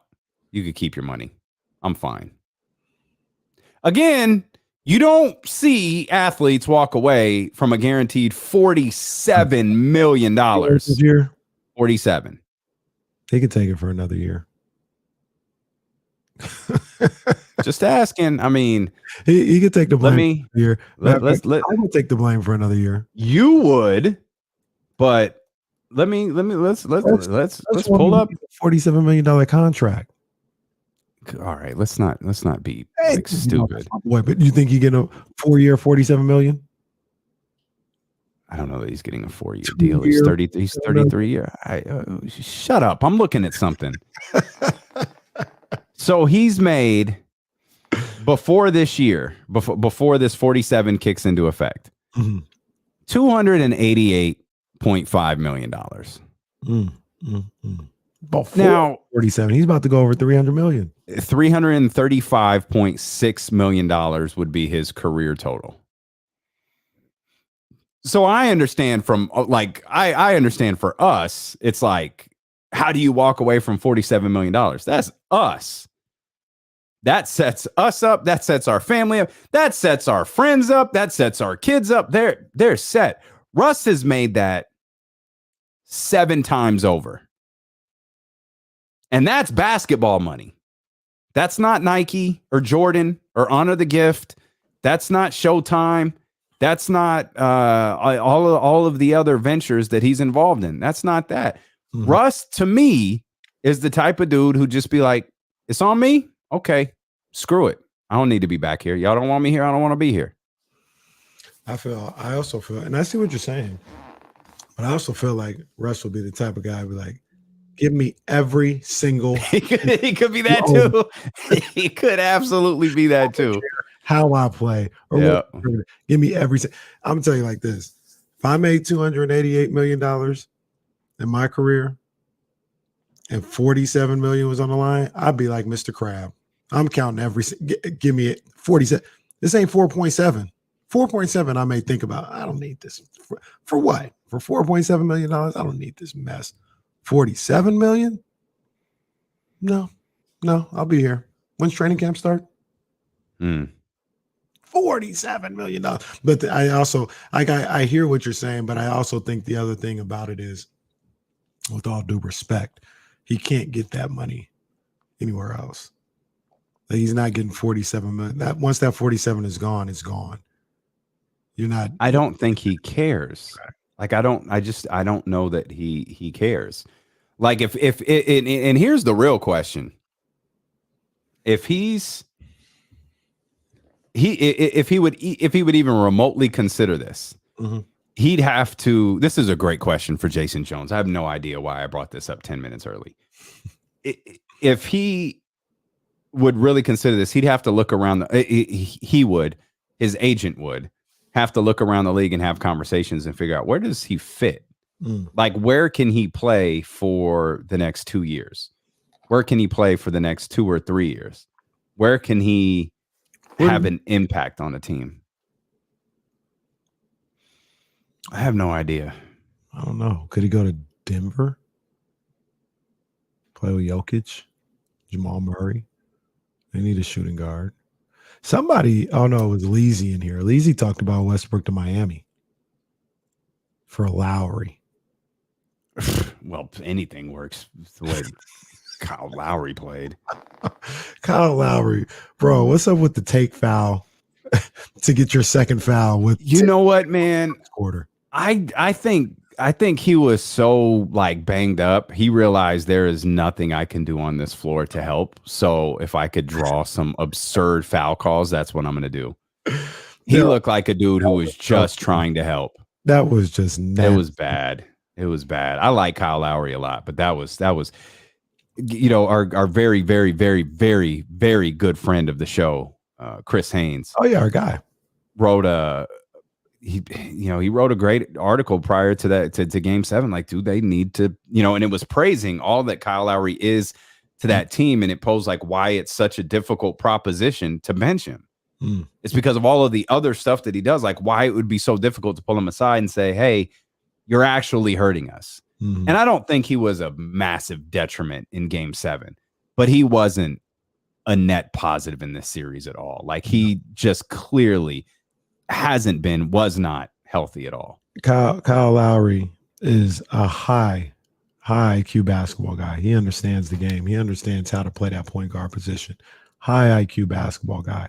He was making some of the dumbest plays I've seen in basketball throughout the course of the series. Just bad. Just bad. I'm not going to say take him out the pasture, but come on, man. I need you to be better next year, Kyle. I believe that you can be better because you're a savvy vet. You made some big shots in Game 6 to even get to that Game 7. I need Kyle to be a little better next year. Come on, big dog. He could do it. I did have one question, and then we'll leave this because I'm absolutely asking Jason Jones about this. Would Russ fit with the Clippers? He might. He Okay. might. They would be. Yeah, you got Paul. Well, it depends on what his role is. If he's willing to be a 6-man coming off the bench, yeah, we got some action. But if he's still looking at himself as a starter, we don't have action. Do you think what we saw from Russell Westbrook last year is Russell Westbrook moving forward, or was that a down year? I think that's him moving forward. I think if he wants to be an effective part of a good team, he's got to change his game up a little bit. I don't know if he can. I don't know if he's willing to. But I would say if he was like if he turned himself into a point guard. Yep. No, go ahead. That's fine. If he turned himself away. into a ball distributing point guard. 310. May 31. Write it down. What you want? Oh, I'm taking notes. I'm taking Stephen Brown. I'm taking notes of everybody because I told y'all what Stephen Brown said. Let's see, Mr. Rancho. I'm taking notes. Nowhere. I'm taking notes. He's gonna have to change his game though. Yeah, It's all right. I said it. I'll say it again. Y'all can put my name on it. Damian takes notes for Russell Westbrook. Russell Westbrook is averaging a triple-double next year. Oh no, Lord Jesus, Damian, no. Take that from the live broadcast, Jesse, please. You guys, no. You see, I'm trying to look out for my partner. You guys don't put it on social media. No, see, quote it. Damian, why? Why are we doing this? He got a point to prove. Go ahead, clip it, cut it, send it out there. Go ahead. Y'all go ahead. Y'all telling your jokes. Everybody's funny. Got the ha-has when it comes to Russell Westbrook. All right. Go ahead. Go ahead. Damian, why? You said he's averaging a triple-double? So he's averaging a triple-double next year. Okay. All right, man. Go ahead. Find the little button you want to hit. I'm just trying to. It's all right. This is how I envision you and Russ. Don't you dare. Don't. I'm trying to get back to it. And don't. It's a bounce back season, and it's just gonna be like. I swear to God. Science of the sport. Oh, we're going back to the raw, rugged streets. That's where I belong. I never followed my athletes growing up. Turn this on. I followed the hustlers, the Rayful Edmonds, the Jeff Port, the Nicky Barnes. No, that's fine. No, I'll tell you. Getting back to them real rugged streets. All right. That's how I feel about all of you. That's the gratitude I get from you pieces of crap. Forget that. I got my notes here. I'll be ready. We'll come back. Man. I don't even think Jason Jones will agree with that take, but we'll talk Kings basketball with him. We'll talk Darvin Ham joining the Lakers. We'll talk other NBA news and notes when we return here on Sacramento's #1 sports station, ESPN 1320. Oh, that's a good one right there, Xavier. I'd like to see it. Russ on the Knicks. Let's do it. Yeah. Let's do it. I'm getting concerned that it's not actually, just to be clear. That's fine. Indoctrinate my style. See, Will Z, numbers are on my side. Will Z got my back. Even if y'all don't, it's all right. Will Z coming to the cookout.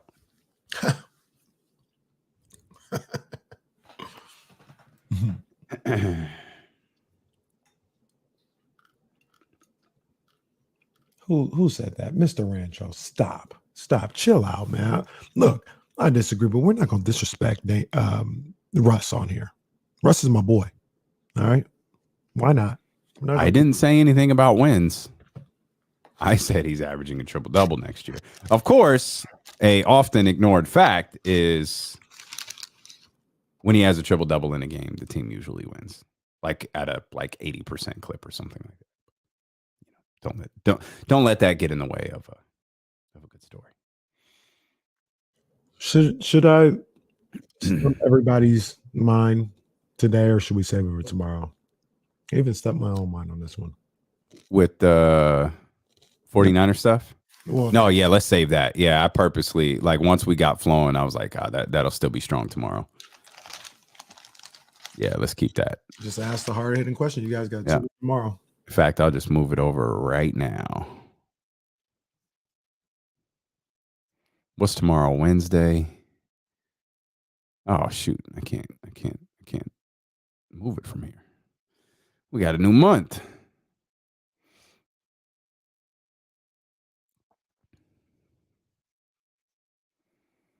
Russ averages a triple-double next season.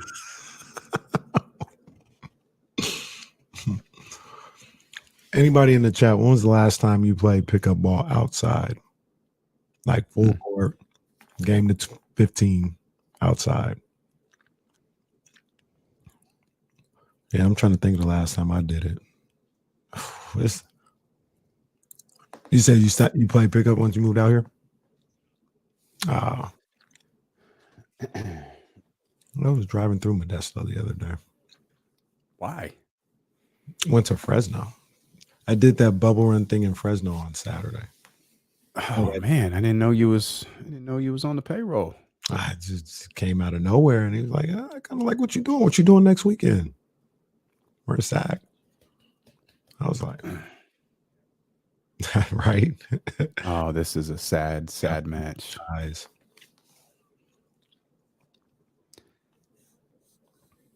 Some of y'all might not realize, like in the mid 90s, early midish 90s, dude, Vader was like a monster. Like a legit believable monster. Big time. I am watching this very, very sad match with him and Barry Windham. It is just awful. He can't move. It's time. It's time. It's Vader. Time. Big Another career that Shawn Michaels killed. Of course, by the time he got to WWE, kind of stunk.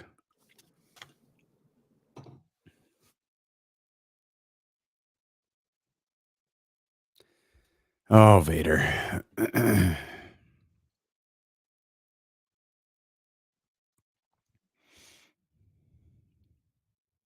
Oh. Don't mind Will Z with all the receipts. Don't mind my man Will Z. Y'all think D-Lo crazy? Don't mind Will Z with all the receipts.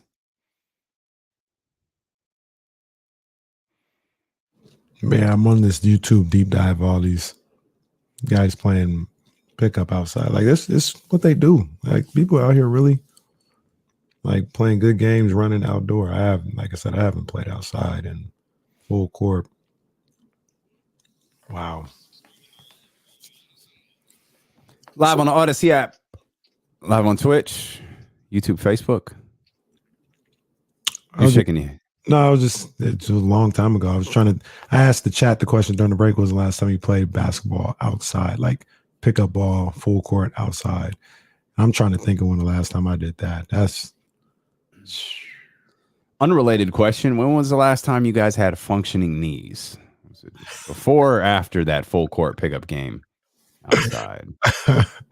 I'm thinking, I really can't remember last time I played outdoors up and down the court. I'm starting to think it's like 15, 16, 17 years ago. Oh.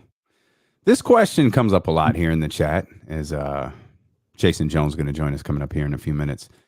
Can you destroy Deuce Mason on a basketball court? Yeah. Okay. I just wanted to make sure we had that on the record. That's all. For sure. That's all. Just wanted to make sure we had it on the record. I mean, Deuce is my guy. Don't get it twisted. It's my guy. No shade to him. Yeah, I know. I mean, it'd be buckets on buckets. Hey, did we congratulate Luke Walton? Luke Walton's back in the league. Hey, he joined the Cleveland Cavaliers staff. I thought he was going to high school. Do you think if he was coaching Capital Christian? Do you think if Luke had to do it over again, of course, I have no idea if my man was offered the job or not, he'd explore the idea of going to Arizona when that job was available? Oh, yeah, for sure. For sure. He'd definitely look into it. I do kind of feel like Luke, I joke about high school when we talk about Arizona. I think Luke looks at himself as a pro guy.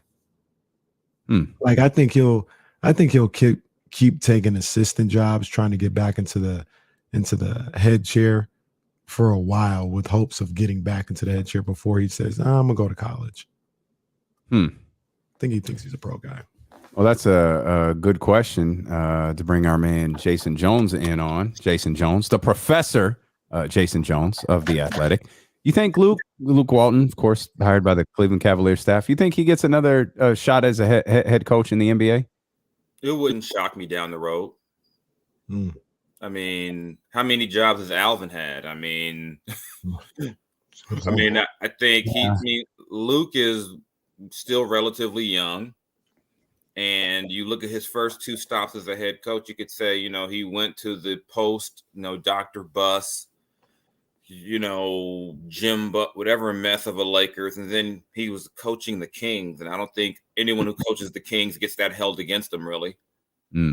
You know, so it wouldn't surprise me at all. I mean, he's smart, you know, because he's still pretty young. You know, it's not like Luke is 60-something years old.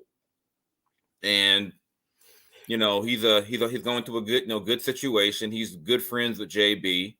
They go back a while. So you get all that, you know, they get some success. You know, his name's going to come up again. And a lot of times I think, especially in coaching, you learn from your first, you know, maybe what missteps you might have had and whatnot. So it wouldn't shock me to see him get another chance. I mean, it wasn't like he was I was going to say it was like he coached the Warriors. Well, he did coach the Warriors for a little bit, but you know, it wasn't like he was in two model situations and just, you know, and it just didn't work. I mean, who has it worked for in Sacramento? And even with that, he still has a better winning percentage than everyone except Rick Adelman in Sacramento, which is, you know, crazy. It's nuts. The other thing about that, Jason, is I think people some people get caught up in the fact of, you know, they didn't think Luke was a good coach or whatever the case may be. And you may be able to speak to a little bit more, but I feel like around the league, he's well liked, and I think his basketball mind is respected. You know, I don't think around the league people look at Luke the way, you know, maybe some Kings fans look at him around here. Yeah, clearly they don't, because he's, like I said, you know, I mean, if there was a spot on Steve Kerr's staff, I think Steve would welcome him back. You know, obviously JB wanted him. I think he's a guy, like you said, you know, respected. I don't know a person I've talked to who doesn't like Luke. You know, so, I mean, that goes a long way. I mean, if Dave Yeager worked well with others, he'd probably still be the Kings coach right now. So that ability to work with people goes a long way. And like I said, I think it's kind of like if you're coaching the Raiders under Al Davis, coaching the Kings, you kind of get a quasi mulligan because it's like, well, it doesn't work for anybody. Are you excited about you're a Lakers fan? Lakers named their head coach over the weekend. Darvin Ham is the guy. Like, what does that mean for the Lakers moving forward? I liked it. I liked that they didn't go kind of the not that I think Terry Stotts is a bad coach or Kenny Atkinson. I thought Kenny Atkinson presented some unique possibilities in his success with working with guards, especially assuming that Russ is going to be back. I've never been a believer that Russ was definitely gone anyway. But I think if you bring in a guy, you know, Darvin, you know, he's been around stars, and there's a skill to coaching stars. You know, he was with the Lakers at his start with Powell and Kobe. You know, then he's had Giannis. He's understands that dynamic in the locker room, and because he also played, and he was a role player in the league. He wasn't a star, but he was a tough guy too. Mm-hmm. You know, you didn't mess with Darvin Ham back in the day on the court. You know, he was a physical, you know, tough guy. I like the idea of him bringing that attitude to that locker room. I like that he's, you know, like I said, that it's not a guy we've seen before. You know, the last time LeBron won a title with a guy who we had never seen coaching, Tyronn Lue, a former player, a role player. People kind of said, oh, he's LeBron's puppet. But it's a personality thing. I think Tyronn Lue's personality was going to challenge LeBron, and I think Darvin Ham will challenge LeBron, AD, and whoever else they scrap together, you know, with their minimum deals and whatnot. And I'm excited to kind of see what Darvin can do with that. So, like Damian brought up the question earlier, seems like they're just going to run this thing back, huh? They're just Russ coming back and just running it back, huh? I don't know if they have much of a choice. I mean, I think I can answer that for you. They don't. Yeah. I mean, what are you going to do? You know, Russ has a big contract. You're not going to make a deal where you attach a first round pick to him because he comes off your books next year. And I also am of the belief that I thought Russ got an unfair amount of blame for the Lakers. Come on, man. I mean, who amongst us would have ever put Russell Westbrook on the wing to be a spot-up shooter? That's not Russ's fault. Yeah. Who put Carmelo Anthony at center? I mean, there were a lot of things going on in LA that weren't Russell Westbrook's fault. And I mean, Jason, come on, man. And for as bad as the season is, he's like 18-8-8. I mean, yeah, he had turnovers. Russ has always had turnovers. But I couldn't be mad at Russ for missing wing threes when I'm like, why are you putting him there? Like, of course he looks terrible in that situation. I mean, and Russ had bad moments. There was times on defense where he just looked like he had no clue or no desire to play it. But that whole team was terrible on defense. So I think if you get a coach in there who can kind of, because Russ even spoke to at the end of the last season, we kind of said early on, it just felt like him and Frank weren't vibing. And I think, I know it's fashionable to say, well, the Lakers ruined it, and which they messed up a lot. But I think people acted like Frank was perfect in that situation, and that Frank was absolved because the front office was so crazy. Frank was absolved of all blame, which wasn't right either. I mean, Frank had his share in blame in that too, along with the injuries. It wasn't just Russ. I've never seen a guy average 18, 8, and 8 basically and get treated like he was Smush. Oh, shots at Smush Parker. Damien out there like the little kid in that Atlanta episode. Yes. And his dad in Tobago, my man speaking the truth right there. My man speaking the truth. I had a theory that I'll present to you, and I recognize that it's absurd. I have multiple theories regarding Russell Westbrook, and I recognize they're probably both ridiculous, one more than the other. And this could completely change if Russ is completely bought into Darvin Ham, which I get the impression maybe he will be. We've never seen an athlete walk away from a $47 million single year contract. No. But Russ strikes me as a guy who'd be like, screw you guys. Russ has made $288 million in his playing career. That doesn't account for everything else that he's done. Any chance at all, he says, screw you. Y'all said it was my fault. Go ahead. Go do it without me, and leaves. I say 0% because he's not going to get $47 million total. He's not going to get like a 3-year $47 million deal if he leaves. And he's still back home. There's still enough, I think, things around that situation where he's back home. Even though I know that drove Laker fans crazy. They saw that interview where he was like, yeah, I'm not playing well, but you know what? I could see my kids after games. They didn't want to hear that. Fans are ruthless. They don't care about you and your family life. They don't care about your peace of mind and your mental health.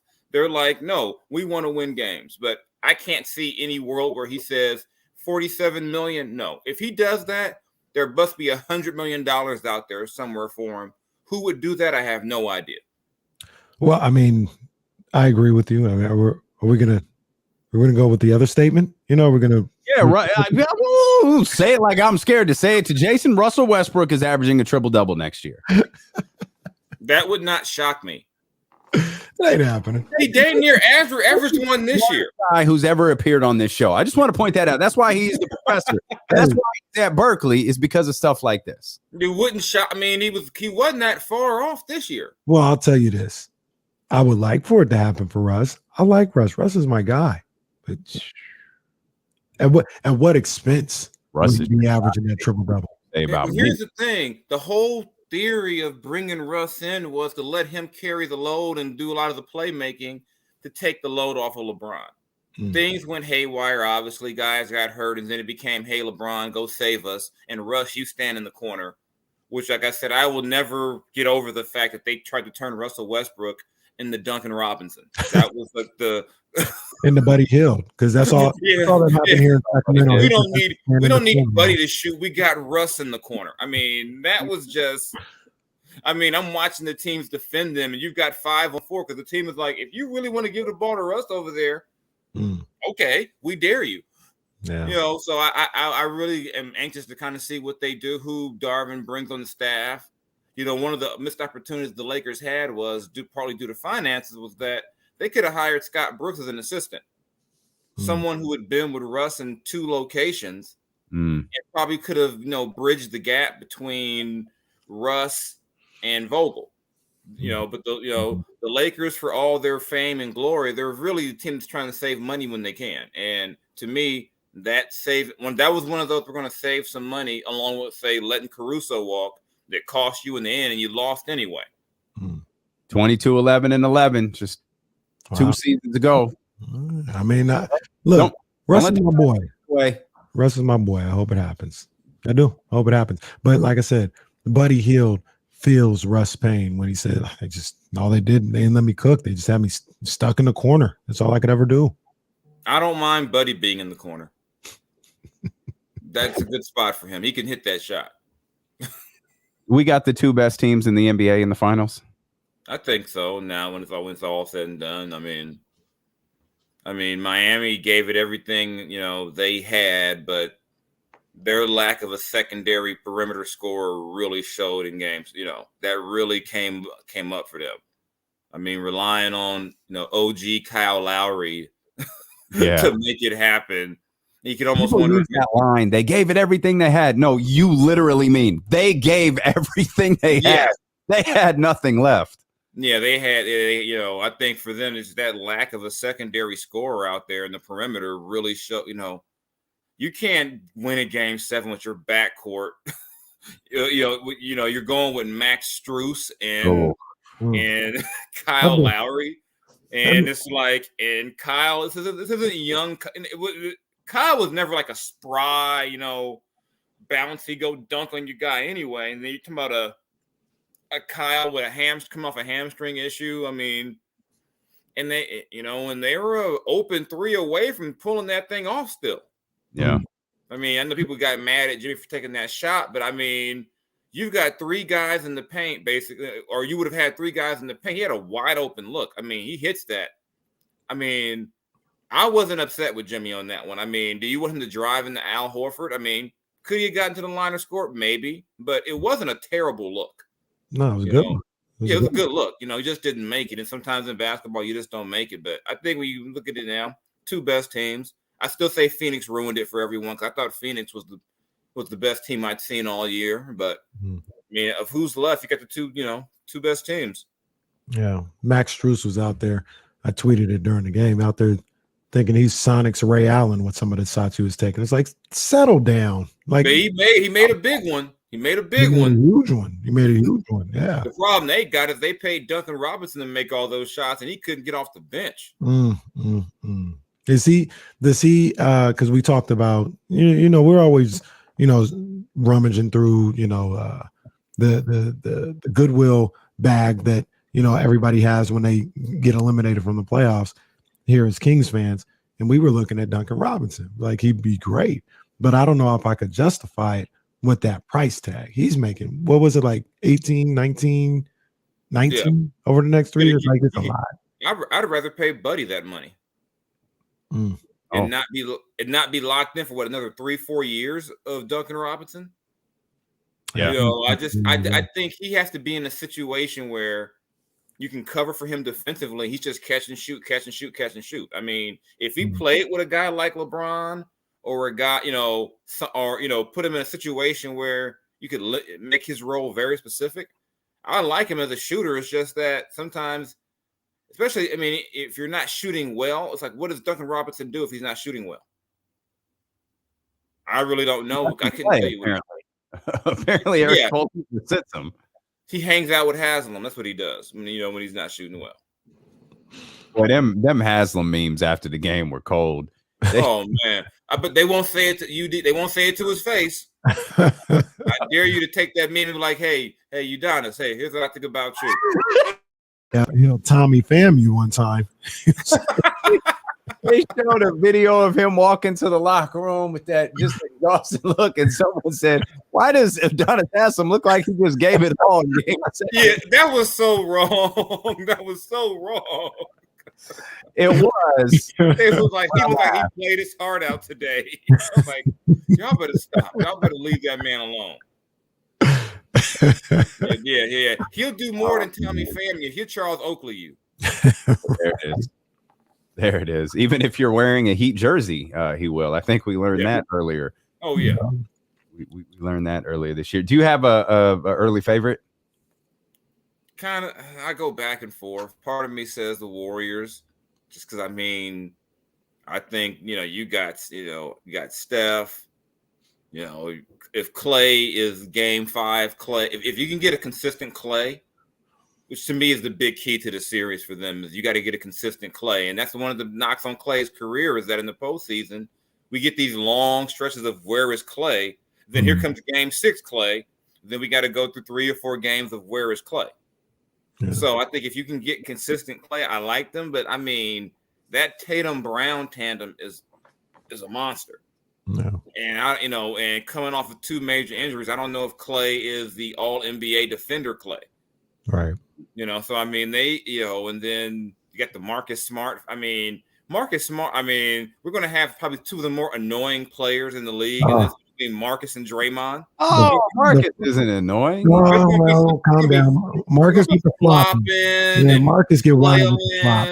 And Marcus Smart is never going to foul anybody. And this is going to be, we're going to see some theatrics in this. And Al Horford, who's been in the league since like '88, finally in the finals. I mean, it's going to be, it's going to be interesting, And it's weird for me because as a born and raised Laker fan, I am trained and it's in my DNA to hate the Celtics. But I know Ime and I like Ime.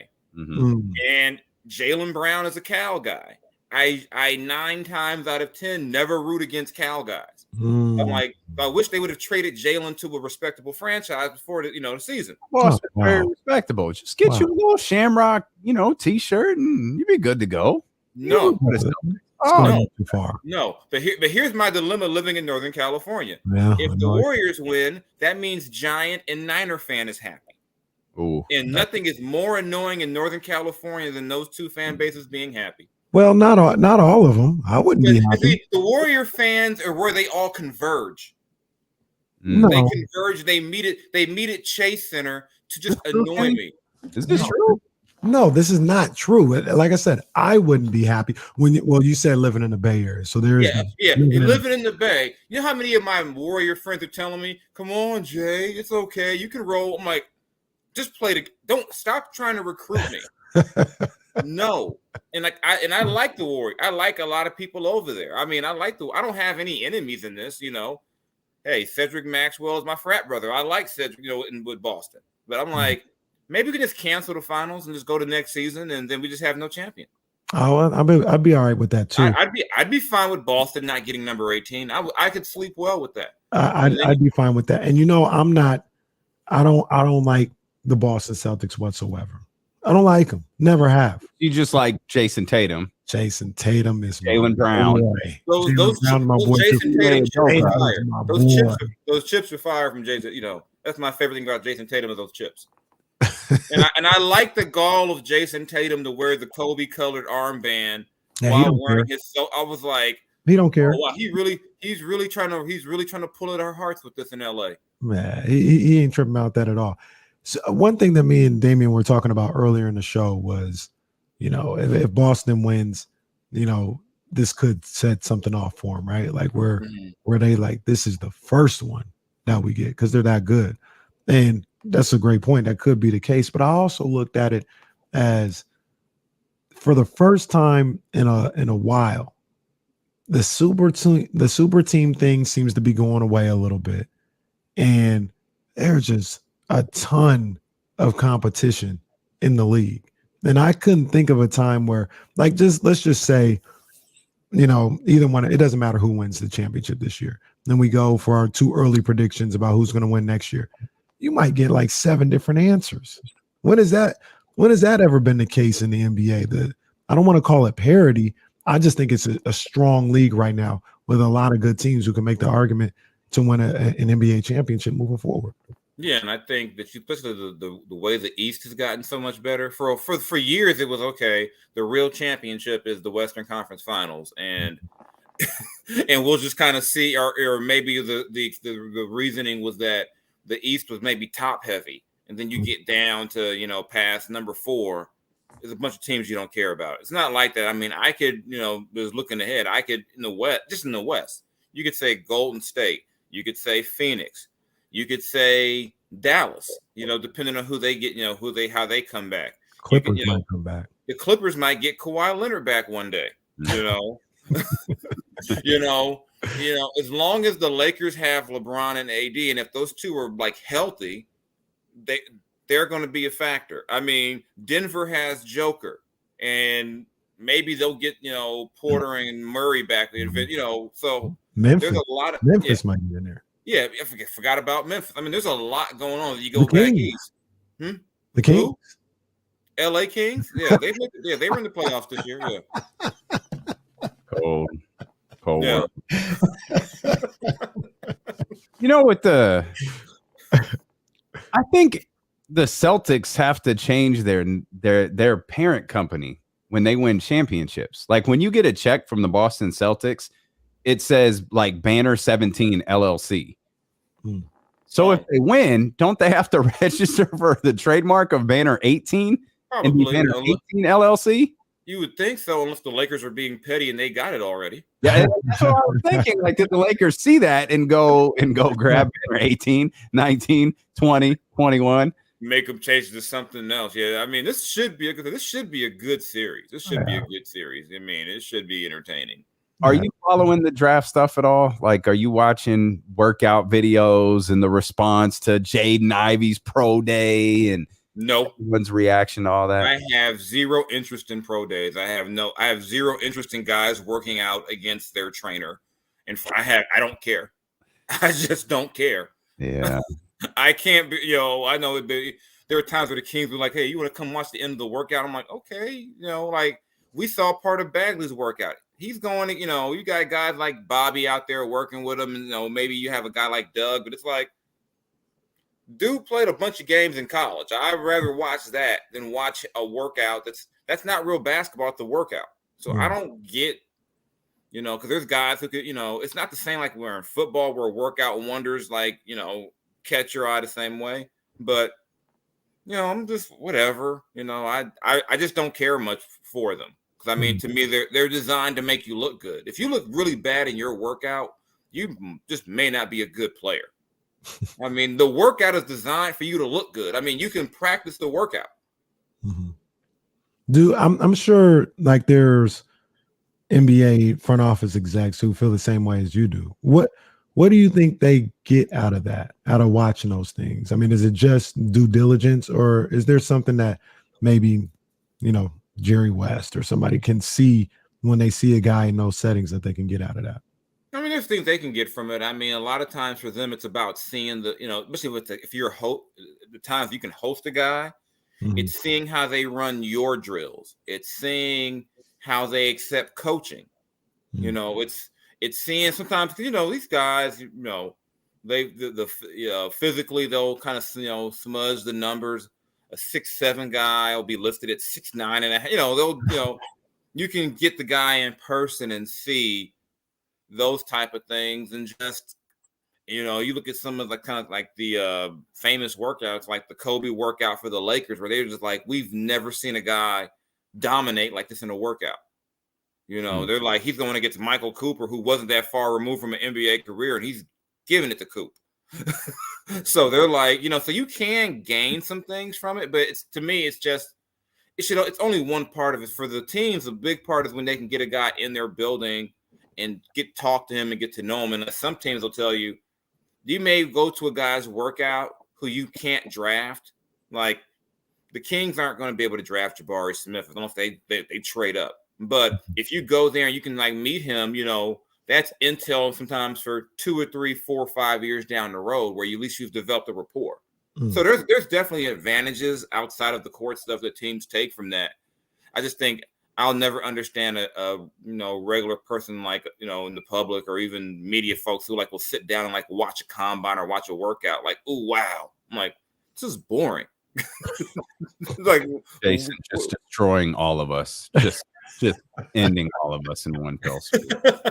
All of the Jaden Ivey hype from all just gone. They just murdered us. Damn.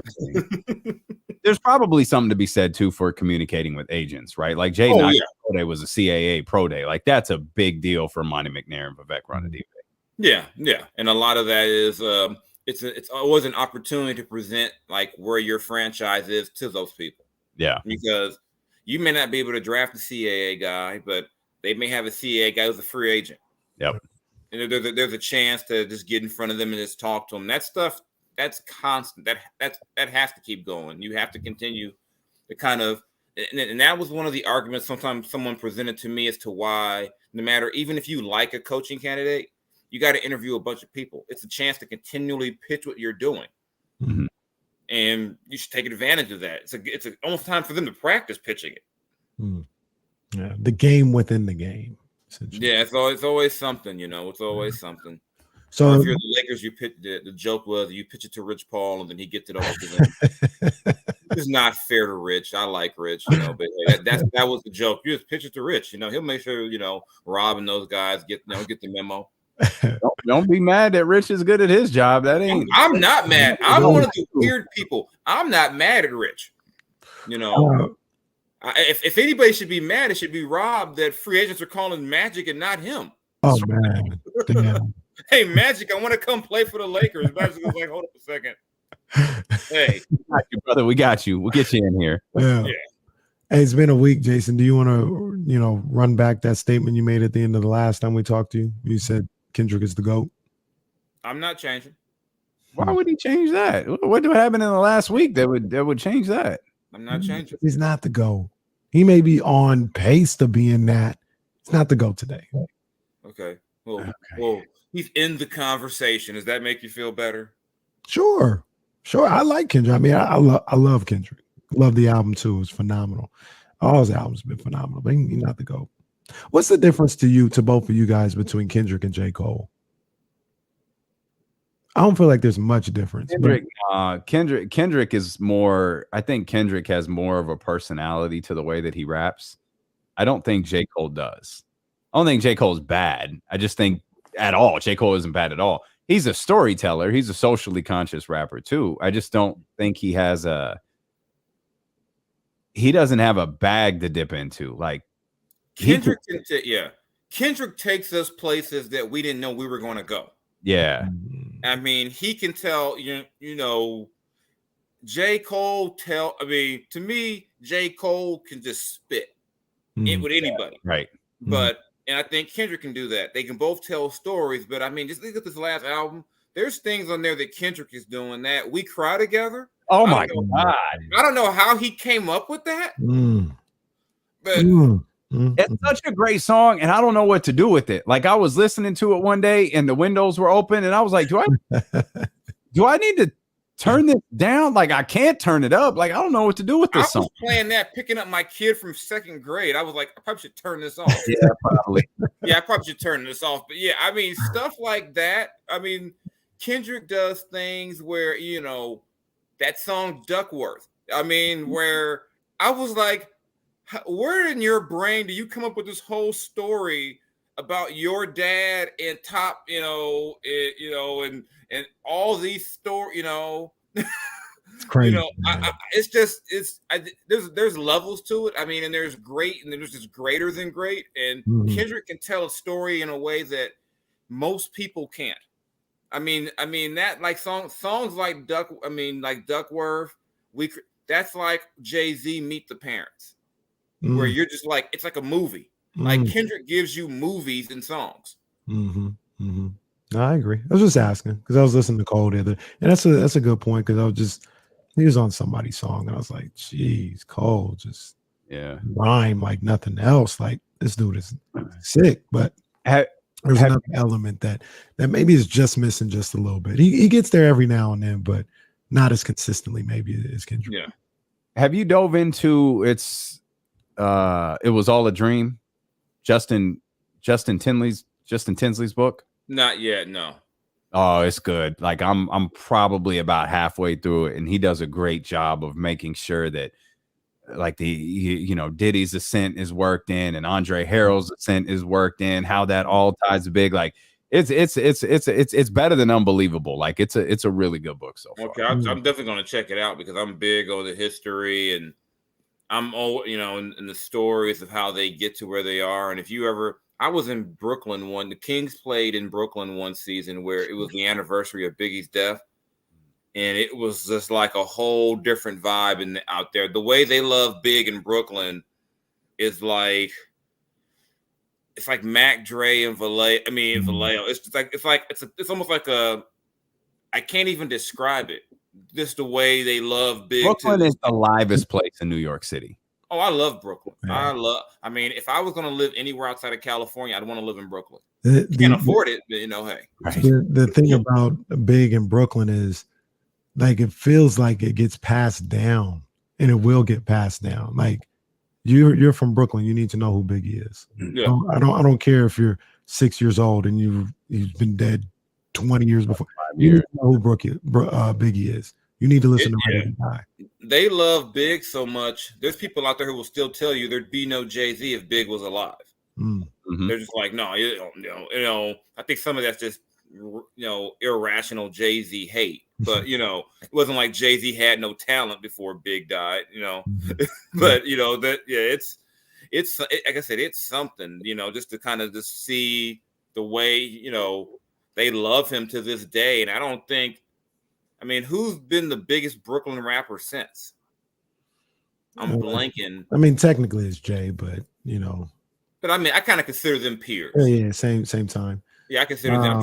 I'm blanking right now, but I mean, no one's really captured New York. Fab. Fab is big, but he's not big. He's not big, but yeah. But I mean, since Big and Jay, there hasn't been a rapper out of New York where you go, he's the best one right now doing it. Well, so much of the music had it for a second. Who? 50 had it for a second. Oh yeah, 50. But he's from Queens, and and they, but yeah, 50 had 50 would be the last big time.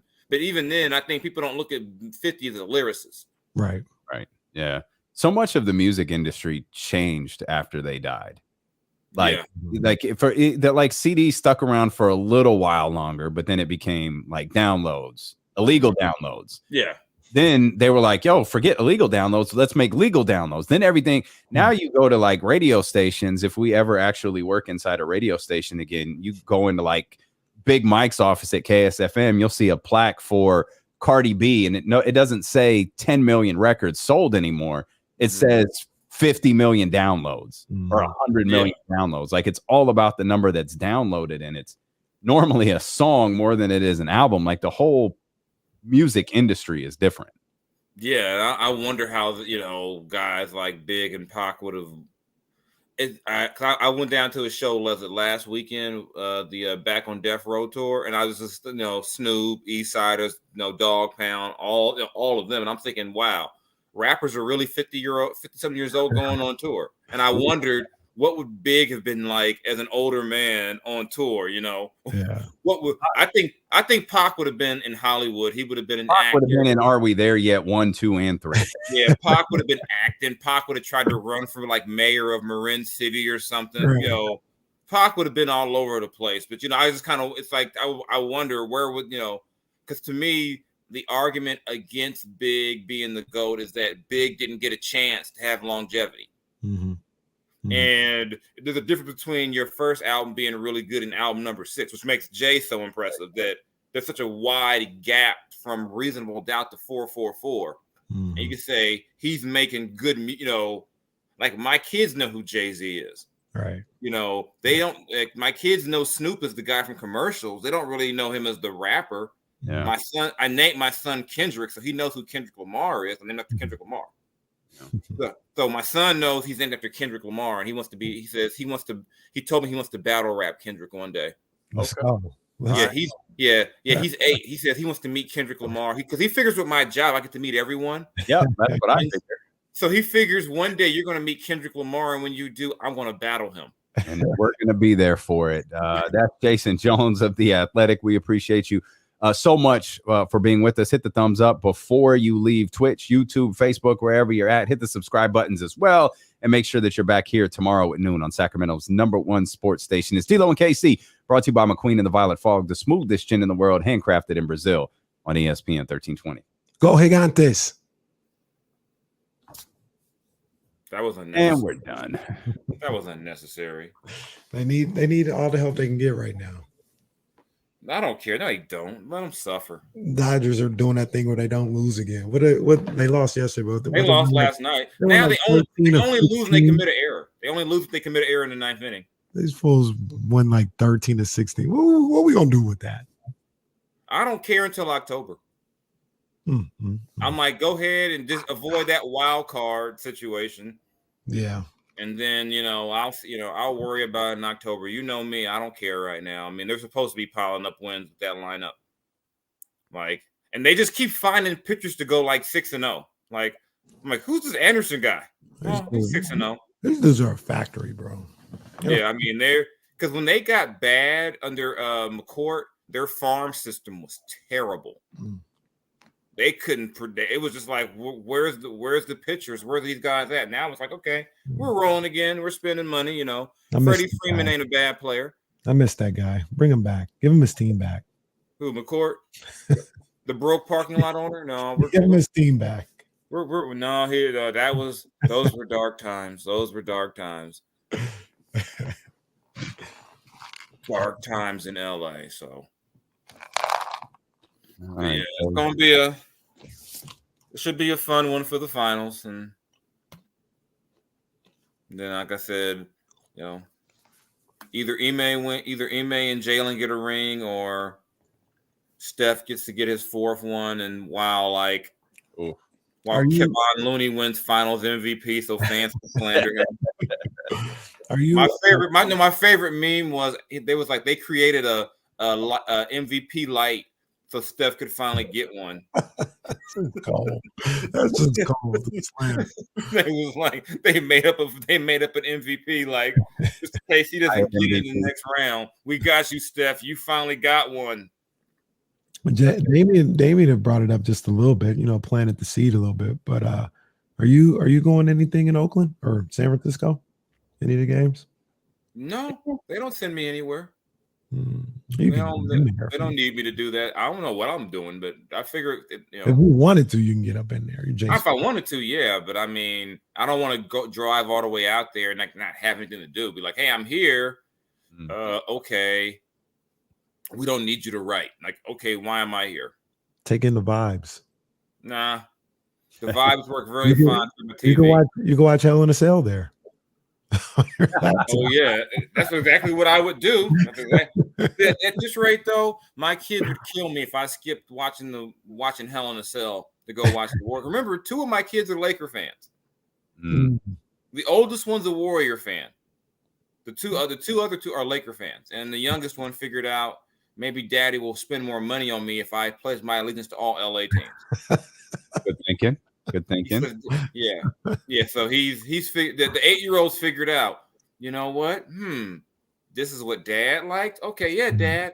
He's like, I don't even want to watch the playoffs if the Lakers aren't in it. I'm like, that's my boy. He said, I don't want to watch. He said, I'm gonna play video games with the Lakers. He said, if LeBron's not playing, I'm gonna play video games. I said, I've trained you well.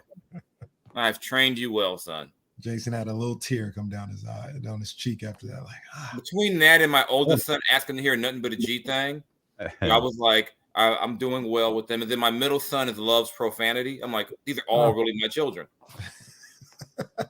Before I go, I'll tell you the true story. My middle kid is he'll be 10, but he had said something, and his mom told him, you can't use bad language until you pay a bill. So he went to his room and got his wallet and asked his mom, well, how many words did this buy me?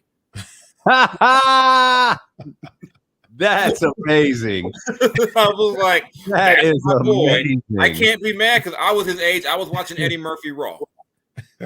That is amazing. I have no idea how I did that, but I was watching Dolomite and Eddie Murphy Raw like in 4th or 5th grade. It made for great recess jokes because kids were like, where did you learn this? Like, you've never heard of Dolomite and the signifying monkey? They were like, the monkey did what? I was so inappropriate at the time. God damn feet.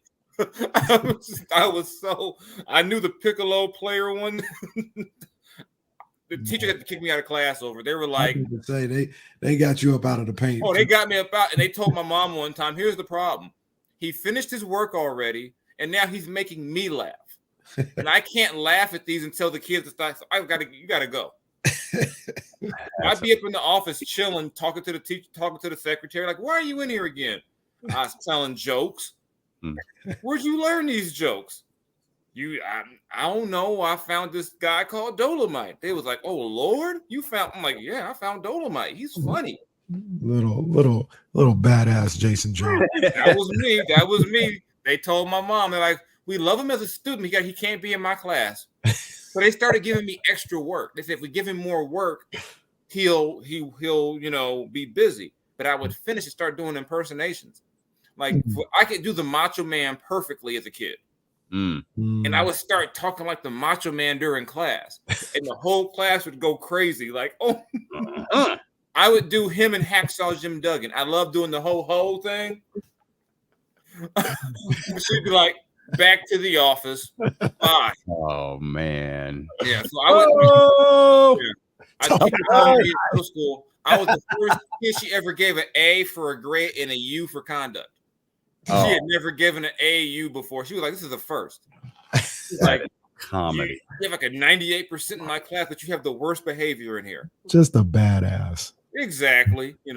But, hey. Absolute comedy. Yeah, I guess I'll go ahead and get me a little exercise in before I get back to my little desk shift. Well, there's no games tonight, so they can the hell I'm gonna do on the desk except other stuff. I mean, there ain't no games. Yep. So I'll be choppy.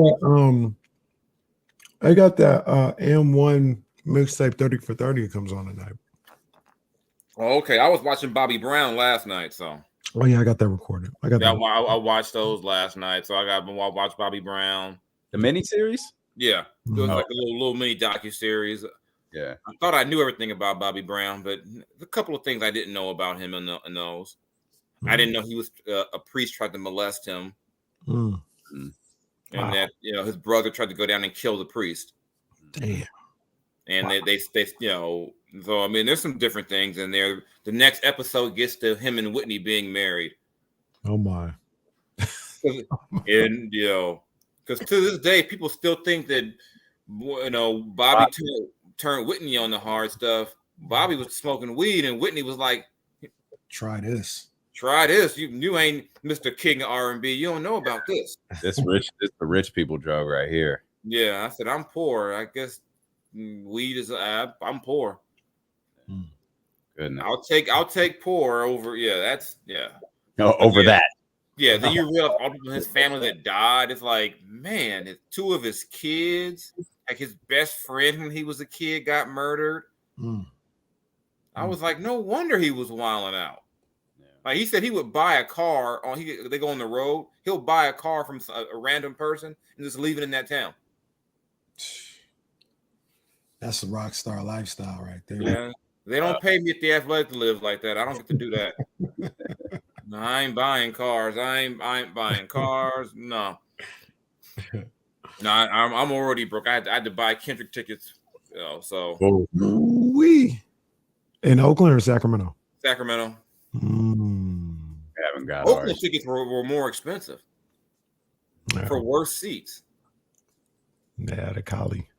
Yeah, so I'll be there. I'll see Kendrick. I also got to get my WWE tickets for the kids. Like I'm doing Chris Rock. It's gonna be up there. So I'm gonna do Chris Rock, WWE, and then turn around and go right to Summer League the next day. Yeah, then I'll go out there. I go hang out with all the former. I can hang out with Yeager and Luke Walton and all the other former Kings coaches. Maybe get a big former Kings employee picture. Get Pete Youngman in there with me. Please don't do that. Tell Pete and Manny to fly out. Be like, hey, we're gonna get Ramsey out there. Be like, hey, here's all the people be out there. Said Pete probably be out there. He probably worked on something. Ramsey was out there last year. I ran into Ramsey last year. Mr. NCAA champion. Mm-hmm. Yeah, so I said, let's get everyone who ever was associated with the Kings, combine people they refuse to bring back or hire. Yeah, nice little picture. Oh, that's gonna hurt him. Yeah, go find George Karl while I'm at it. George Karl, Eric Musselman. Maybe he'll visit. Maybe leave George out of this one. We just need George there for comic relief. We need George for comic relief. We just need George to say something crazy. Like George won't stop talking bad about DeMarcus. I'm like, George, it's been a long time. George, get over it. Come on. Gotta move on, buddy. You didn't coach him that long to hate him that much. And to DeMarcus's credit, when I wrote a story about George, I said, you want to say anything? He said, I am not feeding into that energy. DeMarcus has not said a word about George in years. As a matter of fact, whatever he said about George has been complimentary. Yeah. he said on All the Smoke, he said George opened up his game and let him become a better player. Let him shoot the three, and so he's not out there trying. That's why it makes it so weird. It's like you think George would be the more mature of the two. Mm-hmm. Is George just taking shots at DeMarcus for no reason? It's like, yeah, But hey, it wasn't like any of us didn't see that coming. That wasn't going to work. It wasn't like anyone said this will be a great fit. Yep. Yeah, well. All right. Well, all right, yeah. We'll let you rock. Thanks, bro. Right. It's an NXT night, so I guess I'll watch NXT. There you go. Yeah. All right, so y'all take it easy. I'll holler at you. All right, Jay. Appreciate you. Right. Jason Jones. We'll shut things down too, man. We appreciate y'all hanging out. Yeah, man. Hit the thumbs up before you go and run it back tomorrow. Appreciate you.